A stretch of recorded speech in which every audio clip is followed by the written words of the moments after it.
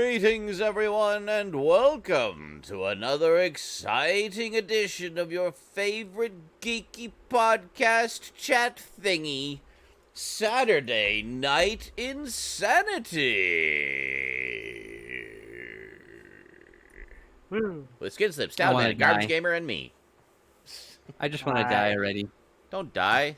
Then we won't have as many people to talk about movies with that actually have valued and interesting opinions.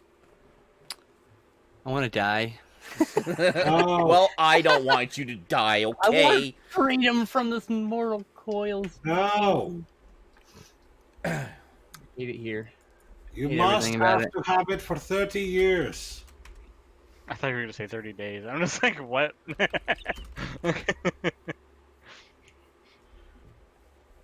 Yes. There we go. We must be live because Legally Blind Gamer saw the game on the screen and commented on it. Is it live or is it Memorex? No, it's Saturday Night InSaNiTy. That's even more live than Memorex. Maybe it's Maybelline. Maybe. Yes. It's Bed Bath and Beyond. It's the Bassomatic. I was like, the bass. Put the bass. Had the power yes. of Johnny Storm. The whole bass. the whole bass. If I could turn myself on fire like Johnny Storm, I'd fly myself into the sun because I'd be fire and that'd be cool. Fire. Fire. Fire. Hey, butthead, let's burn something. You could stand there and be like, I'm around my kindling. Walk through the forest, no big deal.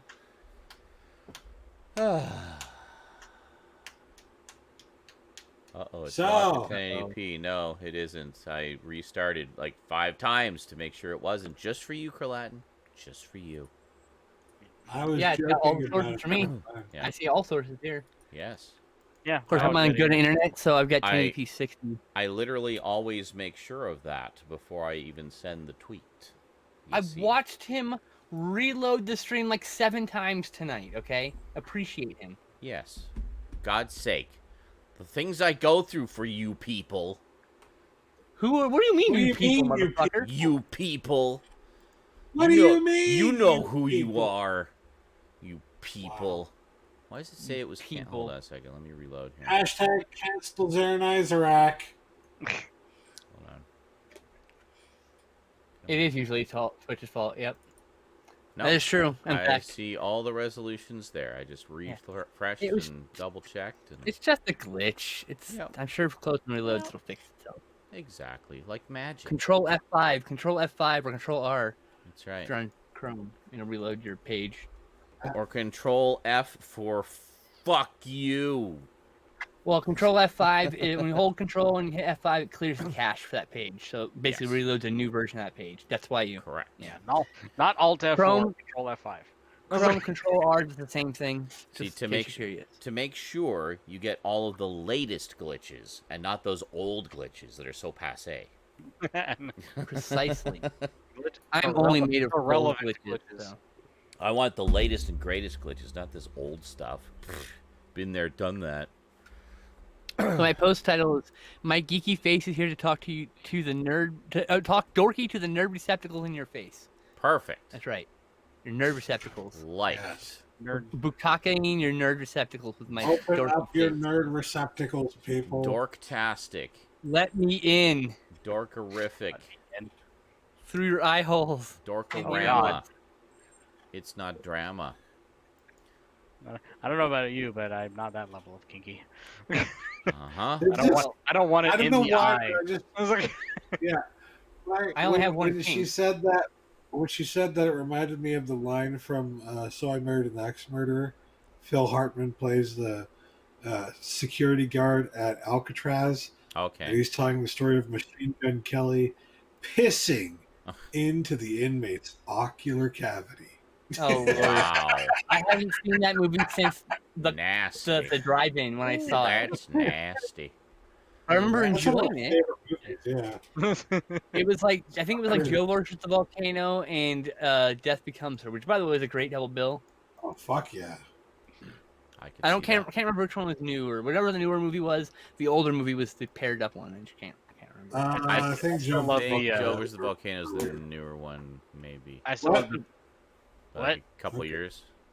Oh. I don't Go fucking know. So I don't remember. My brain's like, I'm I not don't looking. know. I don't I don't know remember. either, but now Yes, I need to Scarlet know, Gamer? so I'm gonna look them What? up. I'm pretty What sure was Joe that versus Volcano was 94. I don't know. God What? damn it. Okay, Joe versus the Volcano 94, was right? 1990. Damn. 1990. All right. And what was the other? Death Becomes Her? Yeah, that's 94. I bet. 90, Death Becomes 92. Her is 92. Oh, 92, there we go. So So that was a new one. doubly Joe versus wrong, Volcano but was close-ish. the first. Joe versus Volcano was the first movie, and I remember thinking at the time I was like, "Why is this man in this sad line at the very beginning of the movie? Right? Like, why would you even bother? I would just go to somewhere else." Not realizing that's that the whole thing is an example of capitalism at work. I'm guessing you were very young upon first viewing. 92, 94? No, it was 92 when Death Becomes came out. I was Yes. 10 years old. Okay. So Now I thought Death Becomes Her was hilarious because those ladies were like killing each other and like Yeah. chopping each other up and shit. But like as an adult, I haven't seen either movie as an adult. I had Joe vs. the Volcano. I bought it because I wanted to rewatch it. I don't know if I I know you- remember. I'm pretty sure I've seen Death Becomes Her. I don't know if I've seen Joe versus the Volcano. Clearly, I need to Great see movie. both of them. Mm-hmm. Yeah. I gotta pee. Okay. Have a wonderful tea. No worries, Stout. I was just gonna talk about ear sex. So. Ear sex. Oh. Sex in the ear? Well, the closest you can get to that is music. I was just gonna say the only thing I was reminded of was he goes, they've been coined. They've been taking on ear sex, coining the new phrase: once you go black, you go deaf. Yes. I remember that. Classic Family Guy. Oh yeah. A show one day I will watch up to date on, but not today. No, you won't.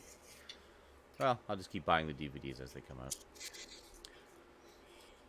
So I can continue to not watch them. I can continue to stare at the boxes on my shelf. Those are pretty boxes. I like them. Trust me, there's a few things that I've bought that I've never actually popped the discs in and ever watched. And it's just the sad. In some cases, I got them so cheap. It's just the satisfaction that if there's any point in my life, that I'm just like, I want to watch like the 4th episode of The Fresh Prince of Bel-Air, the 1st season. It's right fucking there. There you go. Is that like a big controversial episode or something? I don't know. I just Oh, I see. randomly- Gotcha. It was making a point. I was see. like, You have them all on the shelf at your. if I ever beck get and the itch call. in my butt to watch a random episode of a random show. Right there. Right there. Mm-hmm. It's a really good shoe. A really good shoe. I'm very tired, by the way, ladies and I've gentlemen, noticed. because I just finished the longest gaming marathon I've done in quite some time. It actually ran almost a full 24 hours. And took a half-hour break between the end of that and the start of this.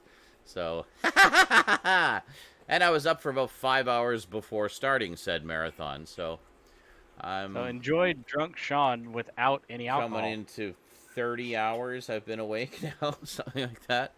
So after the show, I'm going to go to bed and sleep for a day and a half. And then, yeah, do some other stuff. I'm actually going to be working on some videos this week, so I look forward to that. I did post a 2-part package opening, which you guys have probably all seen by now. New big pair of packages from It's Frank. I've got another couple packages from Little Retro Rocker, formerly known as Little Retro Boy. And a bunch of updates, and I've got some plans for some closer looks, because I know you guys like those. So, yeah, lots of cool stuff coming your way. I just got to film it first. 2020 is having a real good time shitting down my throat. There's a fucking wasp nest in my walls right now. Oh, my God. I keep finding fucking wasps because it's too cold, so they don't come in the house really. They're in the Yeah. walls because it's warm there. Yeah. Oh, just what I need, right? Like, fuck me. Just another layer to In my the bathroom. stresses of life. In my bathroom where I'm supposed to be able to shit in peace That's supposed without to be worrying about being attacked by wasps. Yeah, that's supposed to be like the relaxing place for the Right? best relaxing, other than sleep, of course. But, you know. Of course. and the afterglow of sex. But Oh, other than that, God. the bathroom.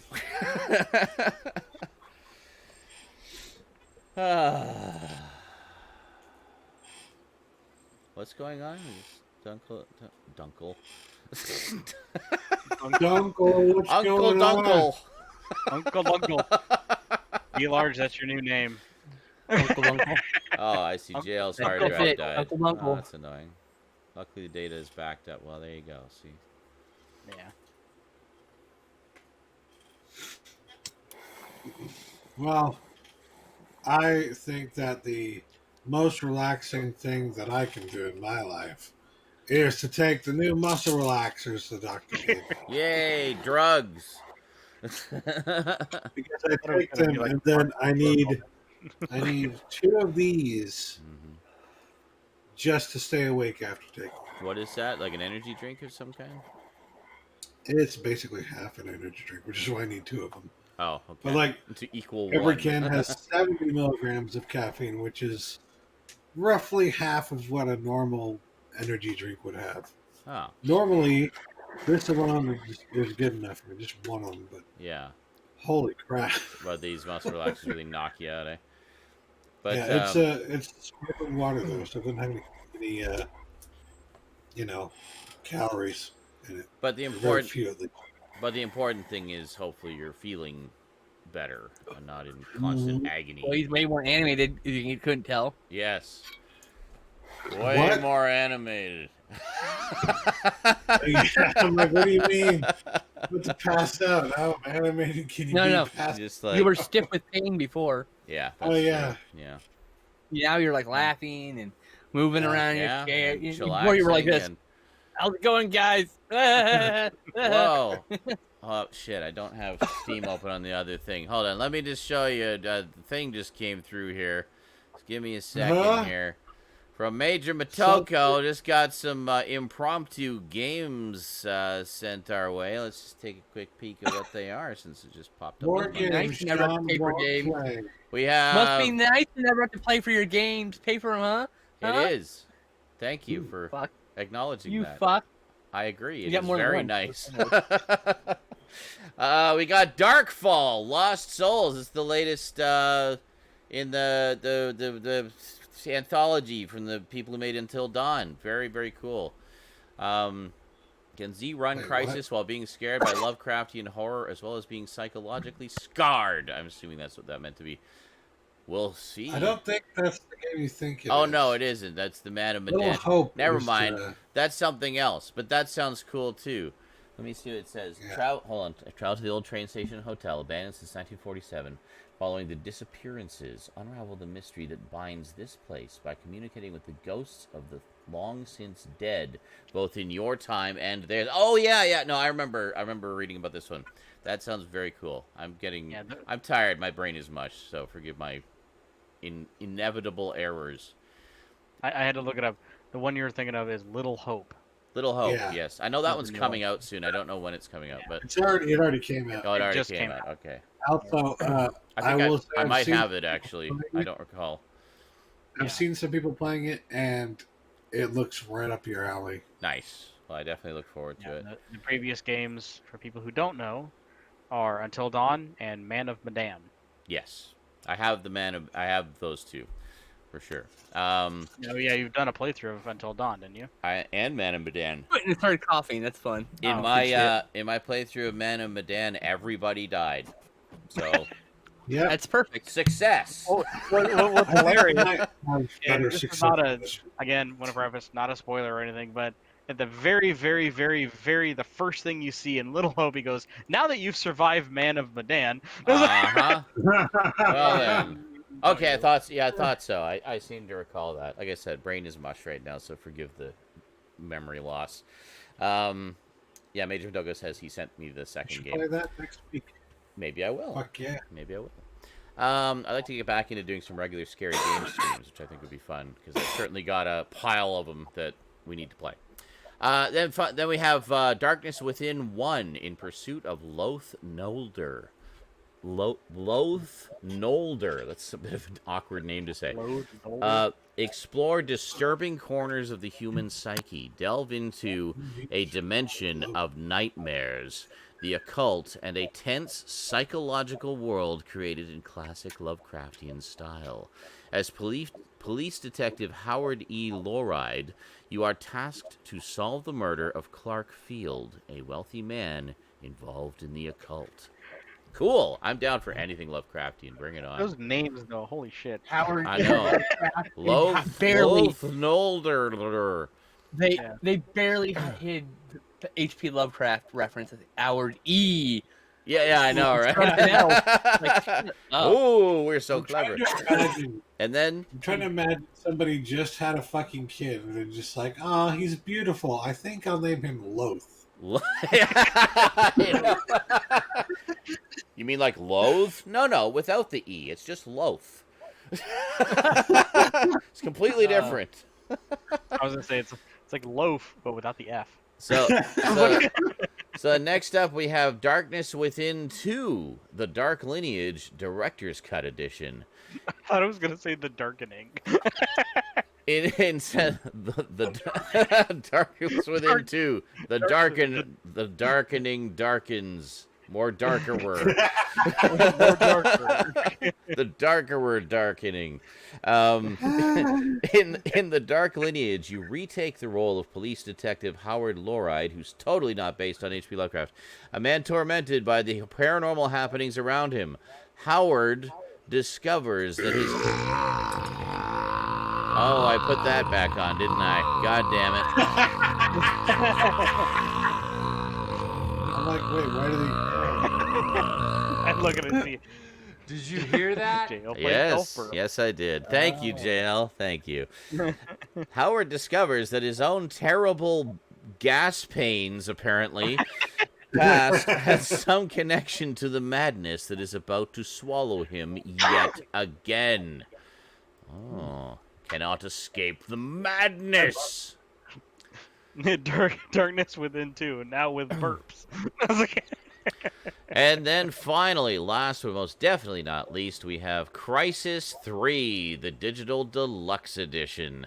Ooh, that's a good version. Yes. Oh, yeah. So I think I have the whole trilogy now, so maybe I should actually play them. Because they're old enough that my now out-of-date computer should be able to play them. Your out-of-date will be in-date. That's right, at least according to Crisis. Excellent. Well, I'll definitely have to give those a spin. Thank you so much, Major Matoka. You send me the most awesome games, dude. Did I mention before that I actually got to the point with my computer that it was so powerful it actually broke Crisis? Oh, right. I think you did. You mentioned something about that, yeah. Yeah, there was some, no matter what I did, how many times I reinstalled it, changed drivers, updated drivers, did patch fixes or whatever. Mm-hmm. Every time I got to where the sun would come up, it was just it would be like a white screen. Like the sunlight is so bright in this world.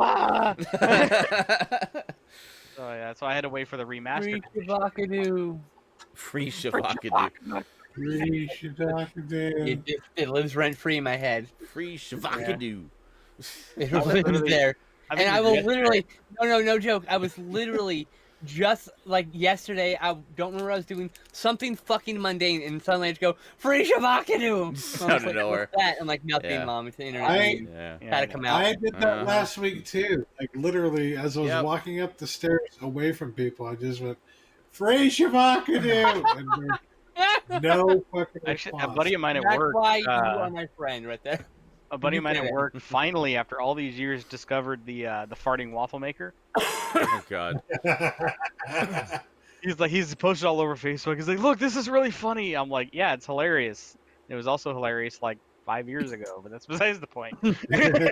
Yes. It's still hilarious when you look at a waffle maker. Even just ages like a fine wine. A good meme never dies. It is a waffle iron going. So yeah, I mean, you guys remember that video. I mean, but is it as riveting as Waffle Falls Over? More riveting. That's a debated topic. Yeah, I know. I can imagine. The two greatest waffle videos of all time. Nay, sir. Waffle falls over is art I of know. the highest magnitude. Hell Higher yeah. tier than waffle farts. Yeah. It's amazing. It's Wow, it's America The rules. I don't deceptive. make the rules. I just enforce the rules. I don't make them. It's deceptive America truly simplicity is divided. undermines the actual complexity of the statement that waffle falling over is making. I would love to see To the someone write an observer. actual art. Is it paper. waffle falling over or is it waffle falls over? I don't I think it's remember. falls. I think it's Now let's have I a think it's falls now over. we have to have a discussion about it being a Mandela effect. About Before we actually them look it up existing. and find out. Yeah, exactly. Actually, it's waffle fell over. No, son of a What? bitch, there's a third timeline. I remember saying yeah, waffle folded over. Folded over. Folded. Did it die did? Ooh. Waffle. Did the waffle die did? Ooh, waffle falling over for 10 hours. It's waffle Yes. falling over. There you go. No, nature okay, of so- it. Instead Fair of it, I mean, there better be a 10-hour version. instead of it just repeatedly falling over for 10 hours, I think it should have been a 10-hour video of it slowly falling. Yes. Oh Of it my taking god. 10 hours to fall. Slow-mo. Really serene music, Using like like a soft piano music playing. as it's just slowly- complex Ave Maria, frame yes. interpolation algorithm that would actually It's like 10 create hours, so. the full additional frames for that length of video Mm-hmm. for waffle falling over for 10 hours. Yeah, Did-it-did-it. Millions upon I mean, millions the of original video frames. is 6 seconds long. Yes. So Yeah. if you just take, let's see, if it's let's say it was filmed at 30 frames per Say second 30 frames per second, yeah. for 6 seconds, you could literally take every single frame, cut them into individual pictures, and then just stretch them out for 10 hours. Yes. Like Actually, you like, could actually literally do that. yes. literally do that, and then so like every 3 or 4 hours, the picture will just go The next frame, the next Uh-huh. frame. Yeah. frame, and it'll just. Eventually... I can't believe we're actually. Like 5.5 hours in, What you have start we seeing some real become? movement. Meanwhile, the chat is having like 6 different conversations completely unrelated to anything we're talking about. Fuck yeah. Oh no, How Carlisle dare you mentioned be the waffle thing somewhere in there. Talking about something other than waffle falling over. You bastards. That's what I have to say. Oh my god! Here's a video I've been digging around. So now you got me digging in the weird part of YouTube. It doesn't take long. We tend to start in the No. weird part of YouTube and somehow find the weirder part of YouTube. I think I'm on a list for this part of YouTube. You know, definitely on some sort of government list for looking at this part of YouTube. the waffle falling over part. Rabbit hole. Yeah. It's the waffle falling over to MAGA pipeline or something. What? It's the waffle falling over to 9/11 memes pipeline, actually. Oh, yeah, there you go. There you Wow. So, There's symbolism in waffle falling over. Oh, no. T. Large goes in search of the weirdness. Well, go. It's like, well, you enjoy see. the journey. Oh, Little YouTube's Shorty full of some says weird ass shit. You know, you don't have to pay attention beyond the. The website, like you go to a video that has less than like 100 views or something. Mm-hmm. That's the weirdest fuck place on YouTube. You get some weird videos. Yep. People, why are you filming this? Great. You took a shower in your clothes. Sir, why? I'm so confused. Exactly, Legally Blind Gamer. That's the whole point. The waffle Soaked falling up his over clothes and video everything. never gets old. So I say, a good meme never dies, and it's true. This whole idea of like, well, that meme is so old, like so. I still Still haven't taken funny. the Still entertaining. Still poignant and deep. What do you mean? I still am taking a Hobbit to Isengard every now and then, you know. Yes, absolutely yes. Isengard, guard. That video Hobbit- is Hobbit- brilliant. Hobbits, I love it. One of my favorites. Like I said, I still walk around every once in a while and go bustin'. That one too. Yeah. Makes me feel good. That's feel by good. The same guy who did the Ultimate Battle of Ultimate Destiny, Brody Quest. I was literally Mm. I was gonna It's the mention. same guy? Oh, that's It's nice. the same guy. Yeah. Yeah. Yeah. A bunch of It's other just- ones. Pretty much everything he's done has become a meme. So you're saying he's just- brilliant. Got it. He is. Yep. Absolutely he is. He's a creative genius. And very, The very funny. creator of memes. Yeah. Very, very funny. Okay. Well. I mean, mastermind, if you will. Absolutely. The master meme. So, let's get into the news here. Before my brain Okay. is total mush. So, this My week brain in the is news, brought to us by our New York news hound, I can't even roll my R's, I'm so tired. Raptor Rivera. Raptor Rivera. There we go. Good enough. Anyway, trailers. We got the official trailer for the Disney Plus animated special, the Lego Star Wars Holiday Special, premiering November 17th. I actually really want to see this. Rey leaves her friends to prepare for Life Day. She sets off on an adventure to gain a deeper knowledge of the Force. At a mysterious temple, she is hurled into a cross-timeline adventure. Will she make it back in time for Life Day? That actually sounds like a lot of fun. Why didn't they do the original holiday special like that? Halloween special. Yeah, we need the Star Wars Halloween special. Come on, get those zombie Star Yeah, where Troopers is in my there. Halloween special, motherfucker? I'm not saying that like I'm gonna boycott it or anything. I'm definitely still gonna watch it, and I'm sure it'll still be good. But if they don't have B. Arthur, I'm gonna be severely disappointed. Well, B. Arthur's dead, so they won't have B. Arthur. It's a Lego thing. Well, I guess they could have an Just- impersonation of her, but Sounds like her, yeah. yeah. You can also just take clips from her previous appearances and make new clips. with Yeah. her voice. And just like shove it in. Well, yeah. You've got thousands of hours of fucking. Well, that's A true. Golden Girl Golden for Girls and Maud, where she was, Yeah. the star of the show. Yeah. And actually, Maud was a Forgot about spin-off. that. I just learned that recently. Maud was actually a spin-off of something else, where she was that character in that other thing. So, Whoa. yeah. Okay. It's like Sorry, I'm choppy. You want to because talk my- about I'm your downloading something. cinematic universe? Is that what the Norman Lear sitcom universe? Like, there's so Yeah. many sitcoms that are Norman Lear is interconnected and crazy. spin-offs of spin-offs of spin-offs within. All that- right. all within the same universe, and they all cross over Mhm. with each other. It's ridiculous. So Norman Lear did the sitcom cinematic universe.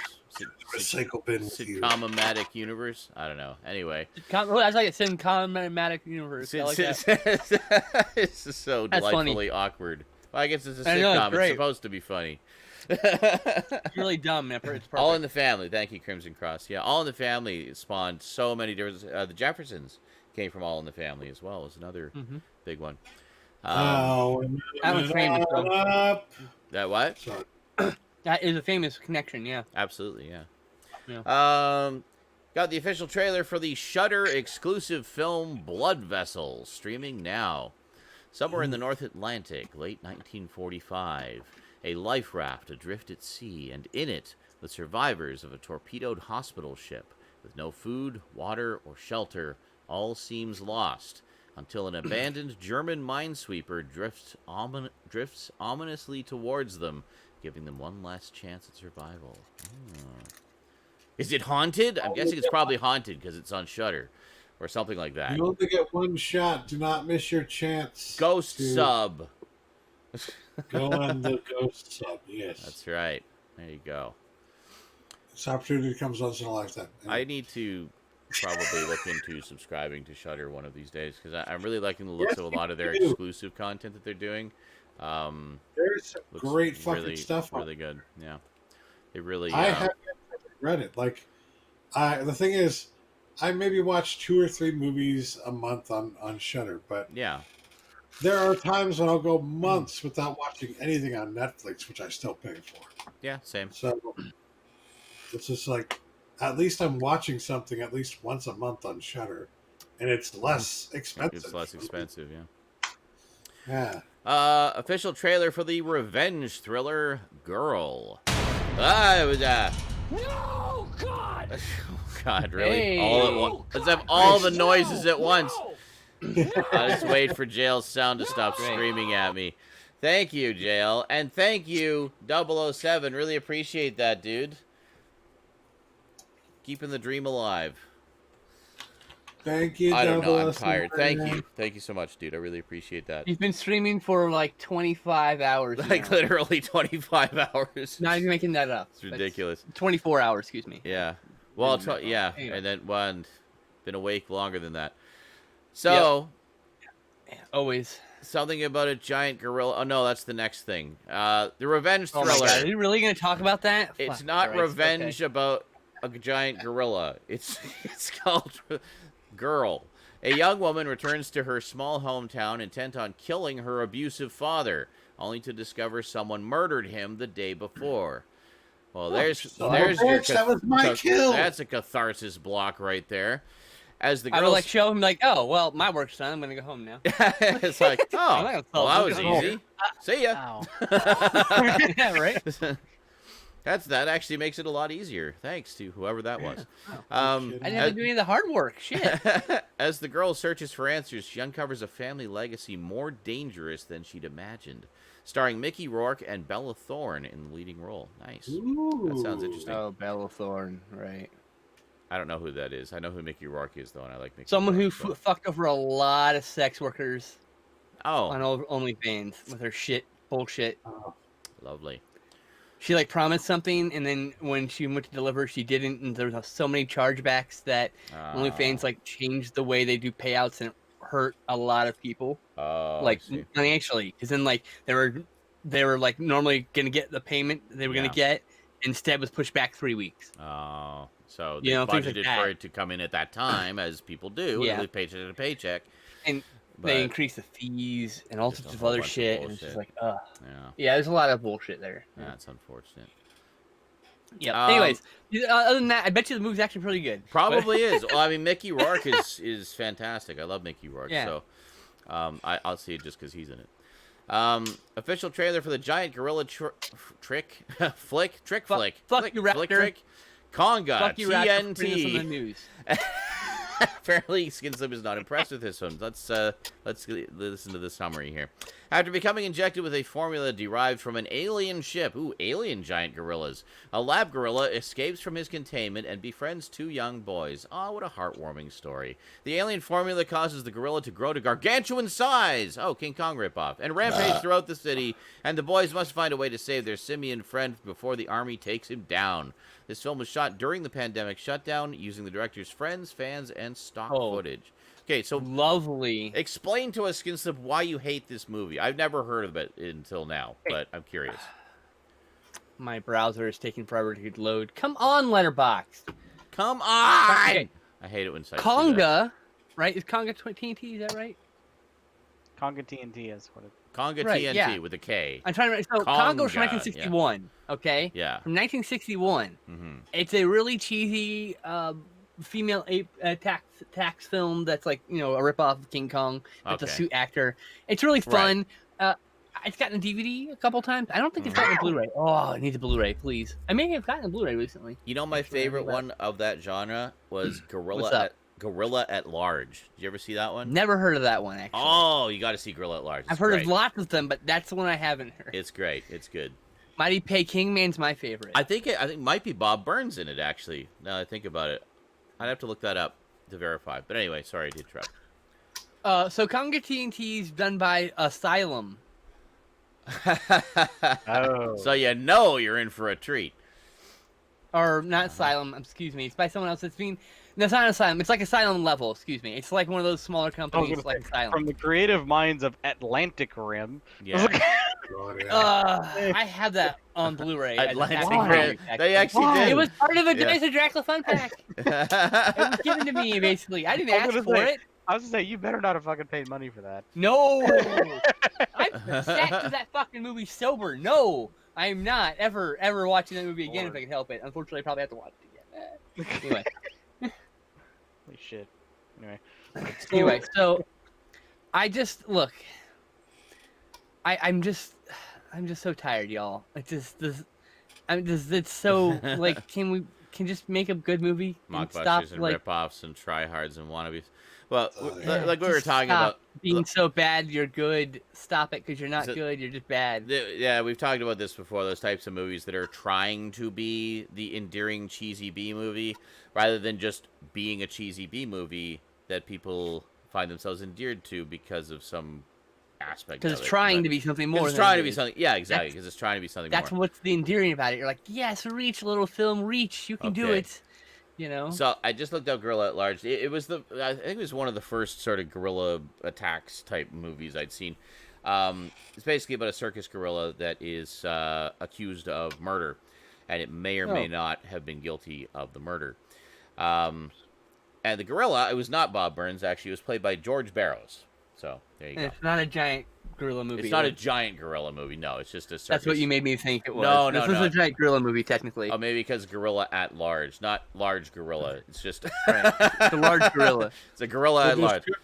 It was an early Just 3D in a movie originally. I've seen it in like crappy anaglyph 3D and in 2D, but no, it's fun. I'm sure you would enjoy it. It's a good. Good Sounds time. like my jam, honestly. You would probably enjoy it. Yeah. Beautiful What's Technicolor. Stoudman? The description alone of this movie, the one that Raptor talked Conga about, TNT. sounds like more of a ripoff of Rampage.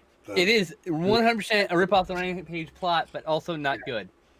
Yeah, it doesn't sound great. That's what I was thinking too. Yeah, it sounds very similar. I don't know. Maybe it is good. It could be great for all I fucking know. But like, All look, I know is what we all know for damn sure, and that is that Born to Be Wild is the greatest gorilla movie ever made. Well, holy shit! I clearly have not Shut the seen this fuck up. movie in far too long.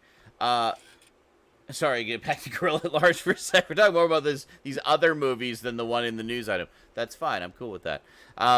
Raymond Burr is in it.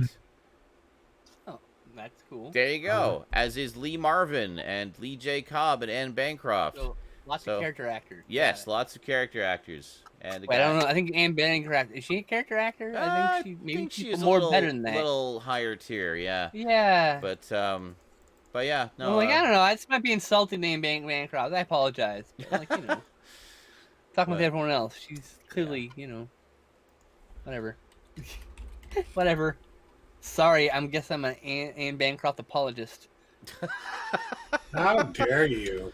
How very Well, specific. I'm sure you'd appreciate you looking out for her best interests She probably don't give a fuck what I'm doing. if she to were be still honest. alive. But Yeah.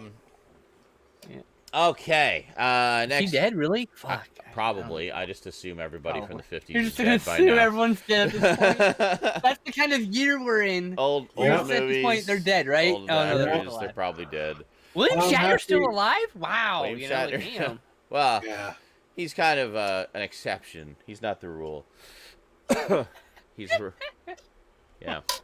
Everybody, we're all dead. We just don't Apparently that's it realize for yet. trailers this week. In movie TV news, Warner Archive. Oh, holy shit! This how long have we been asking for this and begging for it and pleading? And not only are they are delivering in spades, man. Listen to this. Warner Archive announced this week that a 2-disc deluxe edition, not a bare bones little plain Jane edition Warner Archive title like they Plain usually do Jane for these bare bones. catalog titles. No, 2-disc deluxe edition of the 1957 Hammer horror film The Curse of Frankenstein is coming down the pipeline. The biggest selling point of this release is the film is being represented in 3 different aspect ratios. And just to give you the heads up on what they are, the original full-frame, unmatted 1.37 to 1 aspect ratio that it was filmed in, the 1.66 to 1 aspect ratio that was shown theatrically in Europe, and the 1.85 to 1 aspect ratio that was shown theatrically in the US. So you get all 3 of them. It's a notable release, as The Curse of Frankenstein was the very last Hammer Frankenstein film that needed a high-def release. This edition is set for a December release. Yeah, it's actually, not just that, it's the last Hammer horror film that needed a release. Pretty much all of them are out now, from one We studio need or another. 2 more, 2 detective films or some shit, and then we got them all then. There's some of the other crime ones, I think, but I think the Mill Creek set is filling in most of those gaps. And then Yeah, we're missing just a few other titles. And Like then- a few random titles. Then the Hammer stuff we're waiting for is the rest of the Cave Girl films, and hopefully some of the pirate Well, films. which cave girls were we missing? We've got most of them. We got When the Dinosaurs Ruled the Earth. We got thought at there the was Earth's Core. Thought there was a couple And more. we got 10 million years BC. Yeah, Which one were we I was missing? like, I don't remember off the top of my head. I'd have to look up the list. So I was looking at the Pretty list. sure those are all 3, right? No, there's more than 3. But I mean, I don't. I have to look it up. I can't remember right now. I don't fucking know. I'm just like, I was pretty sure there was only 3. But I've just been poring over the. I thought there was 4 actually. Let me just. I gotta look. There might be a 4th one. Which one's the one I'm missing? I mean, it's very possible I'm forgetting Hang on, one. hang Like, on. you know my brain. You're asking him to research something? Pretty sure they didn't release Quest for Fire. Man, is that Tired on of Blu-ray? No, I really want Quest for Fire on a Blu-ray. Yes. Quest for Fire needs a Blu-ray. That one Yes, needs like an please. Arrow edition, please. Doesn't have to be a hard box. But just give me an Arrow release of that with some special features, please. Quest for When Fire, did they do please, the please. Cave Girls ones? That was. Actually, I'll take it from Kino Lorber too. They do excellent work also. Hold on. Okay, here it is. So there's 1 million years BC. But we're still waiting for the first She. I know that, but that's not a Cave Girls one. Yeah, Um, it's Peplum technically. Okay, we're waiting for Slave Girls, also known as Prehistoric Women. That's prehistoric one. Yeah, okay, we're missing that one. Yes. Yeah, and I think that's we need- it. I think that's the one you're We missing. need the first She. I'm just going through. It actually lists them pretty coherently here. I'm just quickly skimming through. Begins with Peplum. Okay, the third was when the dinosaurs ruled the earth. The fourth and final one was Got that out. Creatures. When dinosaurs ruled the world. Yeah, it's from Warner Archive. Yeah, I have that. Yeah, Creatures Watched the it. world It was and good. Creatures the World Forgot is the last one. Pretty sure Kino released that actually. Don't think we have that one. Pretty sure because I looked because I was looking literally all of these up on Amazon to see if there was a release out or coming, and I'm pretty sure that one is not there. They have Hammer put out the Lost Continent, which is I need to get Lost Continent and I need to get 10 million years BC. same. I need both of those. But so anyway, there's a few of the non-horror ones that are still yet to come out. But the horror stuff, And- Curse of Frankenstein was like the last big gap. Dear Disney, please put out Tall Tale and Island at Top of the World. Both of those would be lovely on Blu-ray. They have DVDs, which are fine, but please, I would want high defs of those movies. So needless to say, we're really stoked about that. That's a fucking amazing thing. And it's not just that it's different aspect ratios. There's also extras. They got like featurettes and stuff and new commentary on there. Like it's a properly deluxe edition that it just blew me away when I saw the specs on it. I was like, this is like a Scream Factory. This is like the Scream Factory releases we've been getting of Hammer films, but it's coming from Warner Archive, which usually does just bare bones stuff. So pretty big news. And I really have to pee. I'll be back. I have to pee. It's not very, very cold. It'll do. It'll do. I went on my email, and what's the top email I get? It's a recommendation from a Reddit post that says Doom Eternal, but it's the Friends intro. I'll be there for you. I almost don't want to know. 'Cause you're there for me too.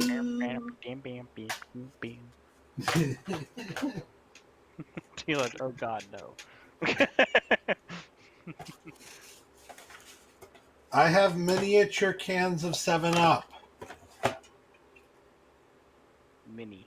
They are miniature. Miniature. Not miniature. Miniature. Miniature. I think we've tainted D-Large.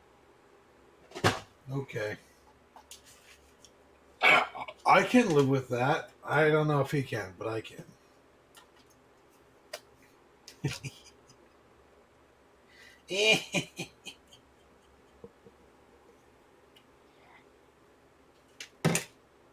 Now you may be saying, you're putting soda in the freezer? Yes, because I'm going to check it in like half an hour. It'll be fine. It'll be fine. We're fine. Me forget soda in the... No. No. Ow. So it's so with that one we So with that one we finally have all 7 of Hammer's Frankenstein movies on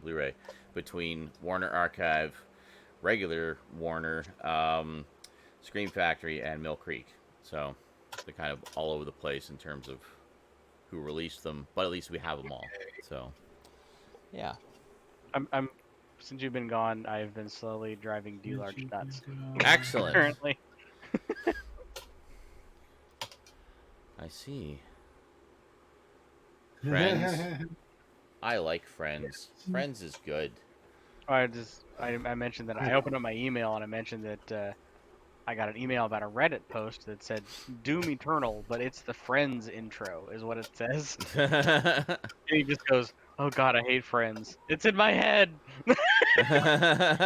Oh God.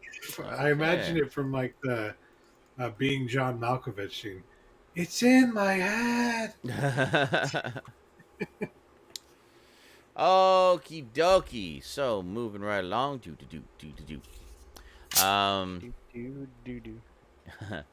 This one was kind of a surprise. The 2009 horror hit Orphan will be receiving a prequel in the form of Orphan First Kill. Isabel Furman, who played the mysterious Esther in the original film, will return to reprise the role. William Brent Bill, who previously helmed 2012's The Devil Inside and The Boy duology, will direct the feature. So apparently, because it's a prequel and she's supposed to be younger than she was in the first one, they're going to use like a digital de-aging and like forced perspective, kind of like what they did with Lord of the Rings with the hobbits. Mm-hmm. So they're going to make her seem smaller than she actually is, and stuff like that. And younger. And younger. Yeah. So interesting idea. So we'll see how that turns out. I'm petting a cat. I'm petting a cat. One of the biggest Good acts kid. in professional wrestling history is set to receive his own documentary. Stone Cold Steve Austin is set to receive his own multi-part docu-series from the same team behind the critically acclaimed Michael Jordan series, The Last Dance. The program is set for release sometime in 2021. I'm actually very interested in that Yeah. because they will probably tell a much more compelling story and interesting behind-the-scenes look than WWE has. Oh, I'm sure. You know, one of the things one of the things that like bothers me. I'm just gonna go a little tirade here. Sure, go I'm for sorry. it. WWE is they really missed the fucking boat in home video. Like, look, Yeah. you've got a thing that can do commentaries. Why don't you, for your match, get the two wrestlers to come in and commentate every aspect, where they went wrong, what went right, how long did they practice this? Like, That talk would about. be really cool. Yes. Why the right? fuck don't they do What that? the fuck? Because they are fucking. They don't know what they're fucking doing. They haven't known what they're doing for decades now. For a decade now, at least. That would be so interesting 2 to decades, listen to. Like argue. a sort of behind the scenes Right? look, It'd be fascinating. Yeah. That was my favorite part. It was my favorite part about getting involved in independent wrestling was I got to see behind the scenes stuff, like when they're setting the chairs up, the wrestlers are in the ring working out kind of like the rough idea of their match. Most like a lot of wrestlers will just kind of just go by the fly. Like we have like a few spots. Like here's our finish, here's the midpoint, here's this. So we'll just do some stuff here, make sure we get set up for this. And that's all they do, and then they just wing it. And that's why I view wrestling as an art, professional wrestling as an art, because people are being creative on the fly. Yeah. Make it seem like they're having a battle of wills of some sort. Exactly. Yeah. You know, whether it looks realistic or not, that's a whole other thing about you suspending your disbelief. But like it's not the art's fault. No. Anyway, Exactly. I don't know why we don't have like more behind the scenes. We have like there's this great documentary called The WrestleMania Story. I talked about like them coming up with the idea of WrestleMania, finding the venue, all the problems. Like it's a really great documentary. It's like the great documentary that WWE produced that they did themselves. Like most of the documentaries are but that one's like really good because it goes into some real detail about like the decisions made. But I really want someone to sit down and just fucking. I want to know, like, I want the wrestlers to tell me what fucking happened. Like, what? Yeah. Why were these decisions made? She wants to know what love is. She wants them to tell her. I want to know what love is. Yes. Don't we all, though? I want to know what love is. But what I was going to say was, and that's the bottom line, because Stone Cold said so. Yes, so I'm really interested in this documentary. One of my favorite documentaries, Beyond the Mat, is so good because it's not. Be control. It's their own thing. You always up, Eric? You can say something. No, I was just laughing at Stout. Oh, I thought you were about to say something, and I just No, Finish my thought Stout real said quick. something and I went, ha. Oh, I thought you went, I know, like, blah, blah, blah, blah, blah, blah, blah, blah. Yeah, I Alright, thought it so was what? an You made a too, stupid joke. not a heh. Yeah, yeah. Oh well, I just wanted to make sure I didn't trample over you there, buddy. No, you're good. Anyway, yeah, I'm looking forward to that documentary. Yeah, Sorry for no, the it's- side rant. I just had that's to get rid of okay. it.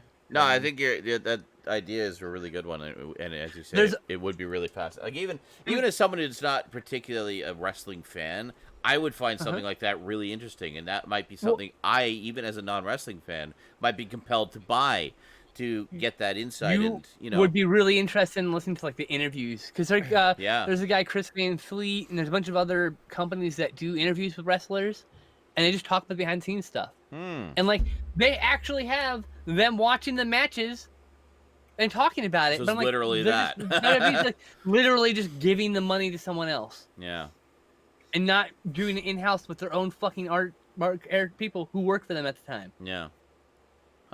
Like now, here's like every major pay-per-view. The thing is like the process should be they do their match, and then they have some downtime, and during that downtime, both competitors who are in that match, or all the competitors in that match, sit down and record a commentary while it's still fresh in their minds. That's how the new creative process should be. That'd be cool. Next match, Yeah, that's a next good idea. feud. Yeah, You know, like, yeah. and that way you have it fresh and you get commentaries for every single match going forward. You know. Anyway. No, I think it's an awesome idea, and it's Me too. unfortunate that they haven't done that or something like it. He's an old cranky man. He doesn't want to listen to anyone else's ideas. Yeah, so, pretty you know. much. Okay. Anyway. Filmmaker Ty West has his next horror film ready, titled X. Kid Cudi, Jenny Ortega, and Mia Goth are in final negotiations to star. Goth previously had a leading role in Prime Video's remake of Suspiria. I knew that name from somewhere. That was amazing, by the way. I need to see that. It's very good. The film is set to be a co-production between Braun Studios and A24. That's her real name? Huh? Mia Goth? Oh my god, her real name. Yeah, it's a real Yes, fucking name. I How know. lucky. I know. Her real name's Mia Gypsy Mayo de Silva Goth. That's so cool. There you I'm go. sorry. I apologize. That's okay. No, she's amazing. The film is set to be a co-production between Braun Studios and A24.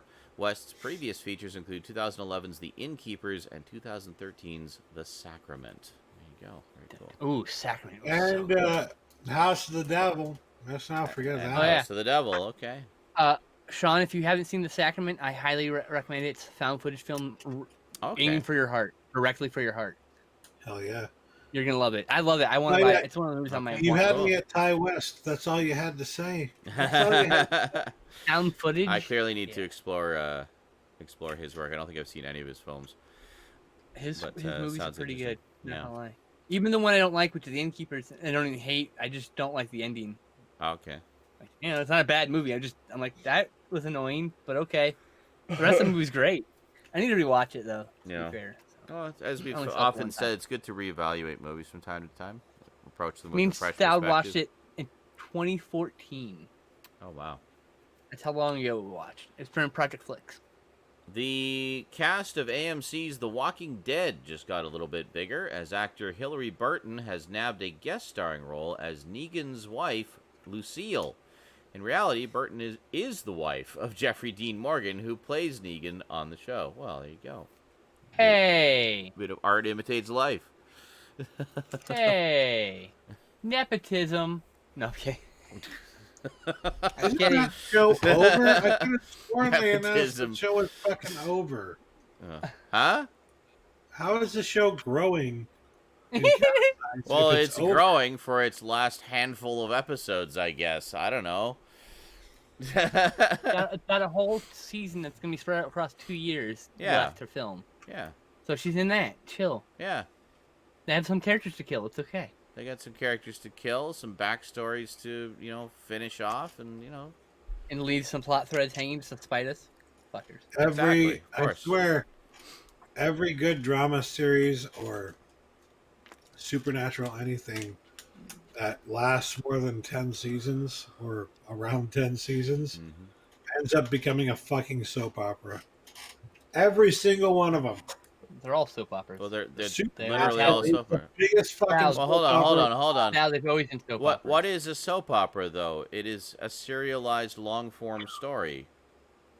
What is? Oh, it's an opera made That's out of super dramatic. Yeah, No, so super dramatic. No, super dramatic is the stereotype given to soap operas. correct. They're not all super dramatic or overacted that's or what I'm Or any of saying. that. melodramatic. They end up Ooh, becoming Exactly. very. yeah. That's what I'm saying. They end up becoming very fakely dramatic. Very. This would never happen in a million years, but it's happening in the show because drama. But know. because Yeah, but like that's you know, not necessarily what it is. I mean, it's yeah. as long as the dramatic thing is properly motivated and makes sense in the context of the story, then I'm not saying I'm not go trying for to the drama. Be wrong. I'm not trying to make it. Well, be hold like on. I think I understand what Oh, the crux. let him wait, defend myself. no, Let Justin speak. I get the crux of the issue here, and what Oh it my is. God. All right, is, fine. Don't let Justin speak. is where. Wow. Okay. Go.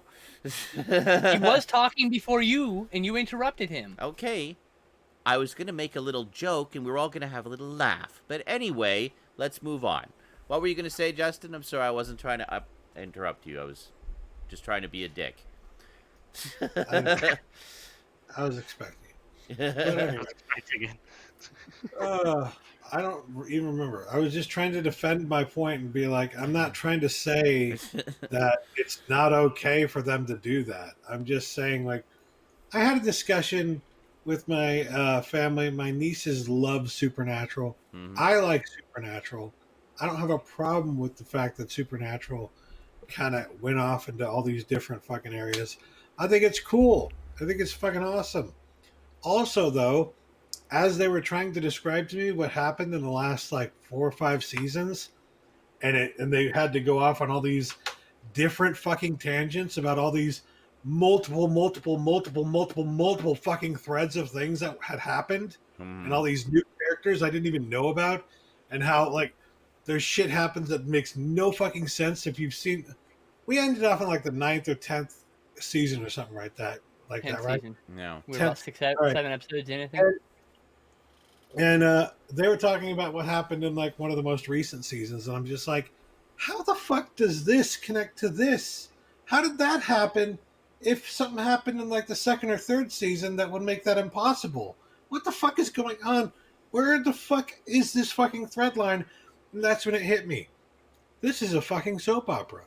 This is a fucking soap opera. Justin, they've always been soap operas. They've Yeah. all always been soap operas. The problem is your conception of what a soap opera is wrong. No, I'm using it in a derogatory fashion, not Exactly. I hate Yes. it. I'm just using it. That's in a my derogatory. point. You're using it wrong. It's in your concept of what a soap opera is wrong conceptually from the beginning. Nah, because what's wrong? Nah. What's nah, wrong with bruh. using it in a derogatory fashion? That's all I'm All saying. right, don't take Right. the constructive criticism. That's okay. See now. Okay. Now, to get back to what I was trying to say before, I think I understand what the crux of the problem of the issue is here with why Stoud doesn't really appreciate dramatic, serialized storytelling like that. And he said it himself.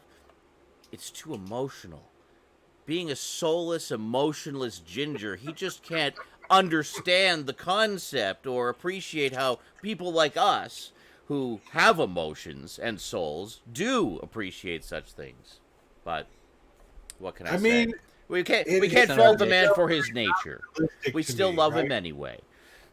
It does feel very not realistic to me, and maybe that's because I'm a soulless ginger. Then- See? It's a movie with werewolves and vampires and shit, and maybe you should just deal with it. Well, yeah, It's a like, movie, how it's much a show. realism are you expecting? There's not gonna be, dude. Okay. Or maybe it's not Mild realism, but- spoiler: a male character revealed their love for another male character right before they fucking died recently. Which, by the way, is a fucking horrible man love man trope that needs to fucking stop. Every time like two male characters like we have feelings from each other, Meh. Like whoa, Well, why? Why? Well, that's not Anyway, just sorry. man love man though. There's Romeo and Juliet. You know, I mean, they No, both what I'm died. But I what I'm blame the saying- bard for that. For Stop. finding that idea. What I'm saying is that happens overwhelmingly to man love man couplings in pop culture, and it needs to stop. That's like talk about things that shouldn't happen. That's the shit that happened. That was on Supernatural, by the way. So fucking annoyed. Like, oh yay, there's a famous fan coupling that's now. No, it's not. And now one of them's dead. Fuck you. As soon as here's your fucking infinitesimal grain of cool canon. Now fuck off, fan. Basically what they say every time they do this shit. Every time. Just let them be fucking happy. No. It's okay. Nobody can be happy. Whether they're straight Well, that's true, or probably. gay. No happiness for anyone. Ever. Because life is But that's unfair the and gay cruel. Everybody gay. That's that statement. The only Well, gay means happy. So, you know. the only point for me in calling it a soap opera, calling something a soap opera in the way that I did there, was just to say, don't take this too seriously. Not that it's a bad thing to be like that. Just don't take it too seriously. Just the same as I would say, don't take The Onion too seriously. You know, like. Well, they were teetering on a valid news source for a while there. That's how terrifying 2020 had become. When the satire... Yeah, The Onion's just started posting legit articles. I saw a post on The Onion. The next day, it became reality. I'm like, Onion, stop with the monkey paw, please. I know. I'm not gonna say. Yeah. Put the paw down. When The Onion looks out at the world and goes, man, I can't even make that fucking shit up. I know. Like when I'm just going to post it legitly. And The Onion just starts reporting the facts. Because They you were. can't make up anything funnier Predicting than the reality. They were Yeah. and the ultimate some form days of they were comedy. actually reporting facts because it was so ludicrous. Yeah. That's what I love hearing is the ultimate form of comedy is when you're literally just regurgitating what actually happened and it's fucking hilarious. As an example, today, that fucking line was that cleaning service. Come on. Oh, The that! Oh president, my like, God! the Yeah. speech in front of the Four Seasons. Yeah. What fucking Landscaping company or something. which yeah. is a fucking. It's a fucking meme. It's such Yeah. a joke. It's something out of a fucking a comedy like what's his fucking face God, what's that show with David with the guy who made Seinfeld? Uncomfortable Situations. Christ. Oh, fuck! Now you made me forget it. Ah! Curb Your Enthusiasm with Larry Yes, David. it's like Herbert There it the is. Enthusiasm. Yes. But it's not. It's the president. What the fuck? And I'm not trying to be political. I'm It just was talking next about door to a joke. dildo shop. Yes, it was literally next door to a sex shop. His Yeah, fucking vision. As I was saying, his corner of his vision. He's giving a speech to the nation, yeah. right? Whatever he's saying, it doesn't fucking matter. It's all bullshit. And then Yeah. in the corner of his eye, some guy's trying to struggle with 4 dildos on an undersized bag, trying to keep it all in, trying to put it in his trunk and not spill dildos all over the floor. I mean, like, on the ground and shit. You know, like, that's what's happening in the corner of his vision while he's trying to give this very important address to the people. Exactly. And all basically all because it was supposed. I think it was supposed to be booked at the Four Seasons Hotel, but somebody made a mistake, and I don't know how you make that mistake. I mean, isn't the Four Seasons Hotel kind of famous and well known? Like, why would it be the Four Seasons Landscaping Company? Like, would you not double check you have the right number? Like, I just don't understand how this even happens. Well, aren't people who work for Donald Trump kind of stupid? Or they're lazy. Well, They're lazy Anyway. and incompetent. Yeah. Anyway, Rudy went on with it anyway. He I know. Literally I'm like, showed what up the in the hell? parking lot of Four Seasons Landscaping Bizarre. Company and gave the press conference. So bizarre. Well, anyway, moving along.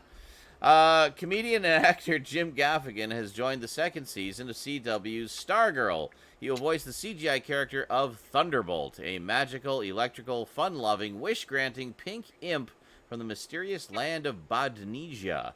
His official character description reads, "The wishes he grants often cause more trouble than the wish asker would ever expect. But despite his somewhat constant supernatural disasters, the Thunderbolt's heart is always in the right place, even if it is wounded by the friends he has lost throughout his long existence." I don't know. I just read the name of what type of character that is. Mm-hmm. And you just go. Well, it's a magical, electrical, fun-loving, Hey. wish-granting pink imp. He's not an imp. He's a Jin, but that's okay. Yes. It's okay, Raptor. He got almost all of it right, and he failed the landing. He got like a 4.5. He didn't stick the landing. It's all right. I'm looking at Pretty that good. name. I think and it's pretty good swear- for somebody who probably had no idea what the character was, honestly. Uh-huh. Am I the only one that had Well, a to quick be fair, mention he's of also probably podcast? copying and pasting, so you can't really be blamed Correct. for that. So, Yeah. all right. In an interview with Entertainment Tonight, Vince Vaughn confirmed that talks for a Wedding Crashers sequel are currently taking place. He says, Owen and I and the director of Crashers have been talking for the first time seriously about a sequel to that movie. So there's been an idea that's pretty good. So we're talking about that in the early stages. And that's all we got so far. Okay, whatever. Wow. Wow. During an interview with Nerdist, writer and director Tom Holland, no, not Spider-Man, announced he was writing a sequel to his 1985 vampire classic, Fright Night. Woo! Says, I'm doing my own thing. I'm writing Fright Night 2 Resurrection, and I'm writing it as a novel right now. The demand just keeps growing and growing, Holland continued. I have a feeling that Charlie Brewster, who's older but not that much older, maybe 10 years, comes back to Rancho Corvallis with his mother, Judy, passed away unexpectedly. And he finds that new people have moved into the house next door. Oh, interesting. So, the sequel that he actually wanted, I guess. Cool. Yes. Very cool. I don't think he had anything. Did he have anything to do with the sequel at all? I don't think he did, actually. I think it was just a Yeah. pure studio creation. And still not on Blu-ray, might I add. He had a rights issue. Yeah, I'm sure. It's always a rights issue. Mm-hmm. During the Godzilla Rights Festival... holder's in jail, apparently. The Sorry. what? The rights holder might be in jail, apparently. Oh, great. They cannot profit over their work, so they're in jail. So you have to wait until they're out of jail. Basically, yeah. All right. Supposedly. During We'll the Godzilla Festival Online 2020 panel, a colorized trailer of the original 1954 film Gojira was shown. Rumors have since run rampant that Toho is planning to release a colorized version of the film in the near future, although nothing is confirmed as of right now. Please no. Pass. Yeah. Hey, if someone enjoys it, great. Pass. Well, this is sad considering we're in the middle of watching the original every week on my Twitch stream. The CW have officially dropped plans for a Dark Shadows sequel series, Dark Shadows Resurrections. The series never made it to the pilot stage and is no longer in development. I blame the pandemic, because the pandemic's canceling everything. Oh, sure. Make Blame the everything- pandemic for everything. Makes everything cost a lot more too. So. Oh, absolutely, yeah, because they have to work around so much more. After 2 seasons, Hulu has decided not to renew the Stephen King-averse series Castle Rock for a 3rd season, which is apparently a bit of a bummer, because apparently the 2nd season was very, very good. And, Yep. No idea why it got canceled. Got great reviews. yeah, everybody I know Watched who a lot. saw it loved it. I mean, I've been wanting to check it it's out. I just haven't got around to it yet. yeah. It's not that I don't want to see it. It's that there are literally 5 billion fucking shows that I still haven't seen yet that I want Yep. to see. Well, I know, I hear you. They Especially, won't that's stop on that- making shows. well, And that's just on the 2 services I pay for. yeah, I mean, we talk about this all the time. Just the sheer glut of streaming services out there, and all of them producing new content. Plus, the networks are still around producing content too. I mean, between everything, all these content creators and networks and streaming services and everything, it's just not enough hours in a day to watch everything. You know, and especially This is with why I people, focus on movies. especially for people like us that have such wide and eclectic interests. You know, yeah, but I like both. See, this is I have a real I problem do too, here. but I like both. Gotta prioritize. I those like movies. long form stories. I like an epic saga that takes forever to unfold and really gets, you know. You would. I just like that I mean, stuff. It's not that I don't watch any shows. We watch Bly Manor. We watch, Yeah. you know, okay, Well, Bly yeah. Manor, but Well, yeah, but you know, those are nice, easily digestible short shows. You know, so it doesn't take a million years. Just think of it as all shows should have like story arcs that are like 9 episodes long, so you Yeah. can watch them in a chunk. well, exactly. Yeah. a break. See, I like stuff like that. That's like a continuing story. I've always enjoyed serialized stories like that. Give me those cliffhangers. Make me want to keep watching. I love that stuff. But and I'm glad to see that it's so, a lot more common now than it was when I was growing up. Like, to find serialized stories like that was not as common in the Everything 80s. was compact, contained, so they can sell it and not worry about. It was episodic. Episodic, Yep. yeah. That's what we're looking for. They might have like just a very gentle series long arc, but it wasn't something where if you missed an episode you'd be lost. Now if you miss an episode you'd be lost. You know. But I like that. You can't just pick up on episode 9 of a show anymore. No, you have to actually pay attention. Watch it from the beginning. In order. Same with comic books. This is the thing that I like. Yes. The one thing I really liked about Jim Shooter's reign at Marvel is he made it so you would have to have a kind of a recap built into your story about what happened prior, like loosely, so that people who pick up the comic brand new can just get right into the comic. Yeah. And that's something that I miss in modern comics. And it's very true. Yes, it's a bit more restricting, I guess, because you have to do a recap, kind of. But it's just, honestly, it's like what they refer to as the time-honored tradition of expository dialogue. Just have like a panel or two, just giving enough backstory so the new reader knows what's going on, and the regular reader who hasn't read the previous issue since it came out a month ago gives them a little refresher. Or if you're reading like quick succession, you just ignore it because I know what the fuck. Yeah, I know what's going on. You just skip over that part. Yeah. Look at the cute, pretty pictures and move on. That's right. But Jim Shooter's era was my era growing up. That was like the era that I was collecting, was when he was editor-in-chief. And it's very true. Like, a lot of the series that I collected were like that, where I was coming in. I mean, sometimes I was coming in the middle of a multi-part story arc, but it didn't matter. I was coming in the middle of this story. I picked up this random issue, or was gifted it usually. I had no trouble following what was going on. There was enough information there to fill me in on the important details. And I was like, oh, okay, I get what's going on. This kind of, a lot of things happening here, especially like X-Men, for example. I came in the middle of X-Men, in the middle of a huge story arc. Hulk was in the middle of a huge story arc. All these ones I later went on to collect. Yep. And, but it's very pick up and readable, just to literally jump in anywhere and then start from there, Everything, it would tell you the name of the characters and every issue. The name of the character. Who the fuck is this character? Who is this character? You gotta go back 6 issues. Like, oh, they introduced this character 6 issues ago. They were there for one fucking panel, and I'm supposed to remember them? Yeah, like, exactly. That's kind of shit drives me nuts. Oh, I hate that. And that's my only gripe with modern comics. There's a lot of great things about modern comics that I love, especially the art. The art is just like so more. It's like levels above, more vibrant. The older it was, a lot more detailed, like with the color and such, a lot more texture to the color and such than they did back in the day. And I mean, it's just also to do with the process now. Is like the printing process is way better now than it was 30 years ago. And they have the advent of computers and digital coloring, and so it just allows them a lot more freedom in terms of what they can do.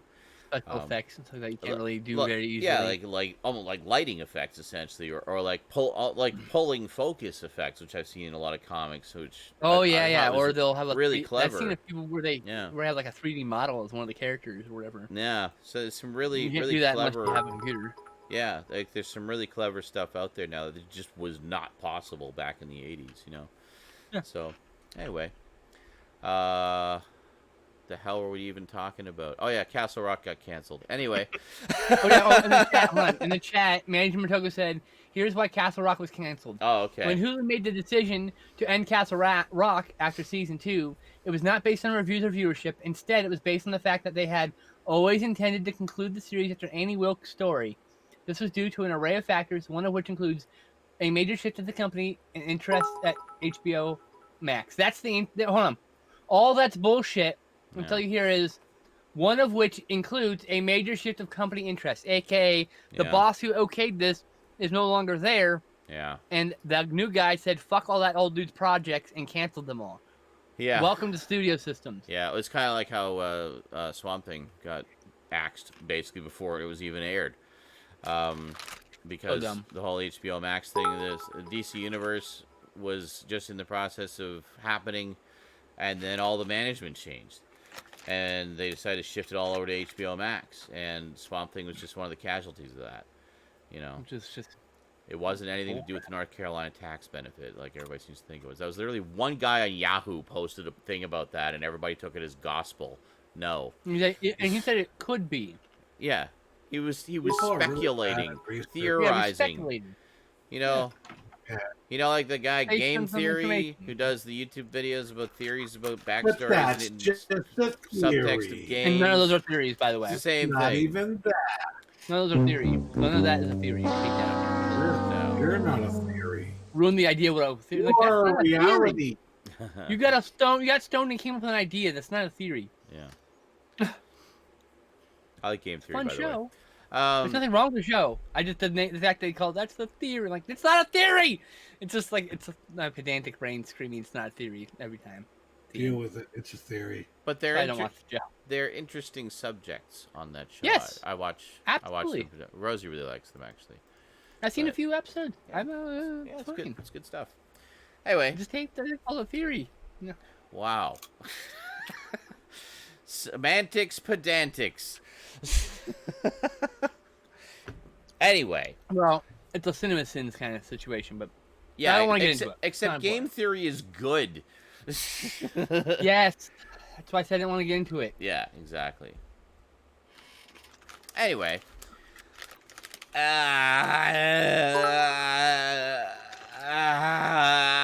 Okay. In new in new release news. Orgasm louder, old man. Okay. How'd you know that's what my orgasms sound like every single time? In new release news, Truth Seekers, the paranormal God comedy damn it. series. Oh, I saw an ad for this. This looks like fun. Truth Seekers, the paranormal comedy series co-created by Simon Pegg and Nick Frost, premiered on Prime Video this past week. That's right. That's probably where I saw it because I was watching stuff on Prime Video. Very cool. A couple other things before we get into the video game news. We got comic book news. I need to watch this, actually. A trailer for the graphic novel adaptation of Bram Stoker's Dracula, released by Legendary Comics, a subdivision of Legendary Pictures. For the first time ever, Bram Stoker's gothic masterpiece is being united with one of the definitive screen Draculas, Bela Lugosi, in an all-new graphic novel. Pre-orders are now available at the official Legendary website. Cool. So basically doing like Art's beautiful in this, by the way. I guess like a faithful adaptation, but using the likeness of Bela Lugosi as Dracula. Best of both worlds, baby. Pretty cool. Yeah, I definitely want to check that out. Basically, I'm there for anything Dracula, man. But it's like Lugosi's playing. It looks really good, by the way. The art's really astounding. I liked it. Anyway, I like what I've seen of it from previews. Anyway, yeah. Okay, so a few in memoriams this week. First off, we lost Carol Arthur, American actress with an over 3-decade-long career between 1971 and 2004. She's mainly recognizable as playing supporting roles in films Just produced... do it! Make your Really? dreams come true! Okay, not during the memoriams, please. She is mainly recognizable as playing supporting roles in films produced by Mel Brooks. Arthur appeared in such classics as 1974's Blazing Saddles, 1993's Robin Hood Men in Tights, 1995's Dracula Dead and Loving It, as well as others. She was married to iconic actor Dom DeLuise, and together the couple had 3 sons, Peter, Michael, and David, who all became actors in their own right. Carol made it to the ripe old age of 85. We also lost David Rodriguez, writer, producer, actor, and director with a 20-year career between 2000 and 2020. As in television, Rodriguez worked on series such as TNT's Animal Kingdom, Showtime's The Chi, and Star's Power. In film, he produced and directed 2006's Push, 2009's American Bully, 2013's Once Upon a Time in Queens, among others. We also lost Ken Jones, actor with only 3 film credits to his name, one of them being as the caretaker in the 1979 horror cult hit Phantasm. Ken made it to the ripe old age of 90. And we also lost Elsa Raven, American character actress with a 5-decade-long career between 1961 and 2011. With nearly 50 film and television credits to her name, Raven is probably best remembered for her small but memorable role in Robert Zemeckis' 1985 classic Back to the Future as the Clock Tower Lady, with her phrase, "Save the Clock Tower," while gathering local donations to preserve the clock as is in opposition to Mayor Wilson's initiative to replace the clock altogether. Elsa made it to the ripe old age of 91. And I actually have one more that was sent to me by a viewer. I just need to find where it is. Just give me a moment here. Actually, maybe I can find it here.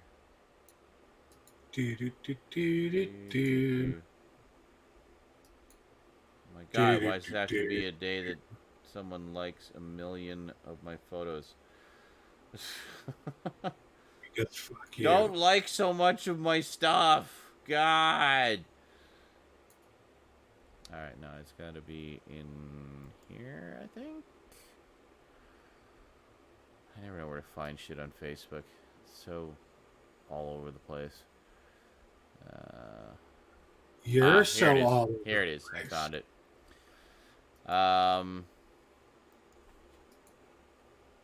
Just be 1 second here. Yeah, fine. Give me all your cookies. Just fuck off. Veteran British actor Geoffrey Palmer passed away at the ripe old age of 83.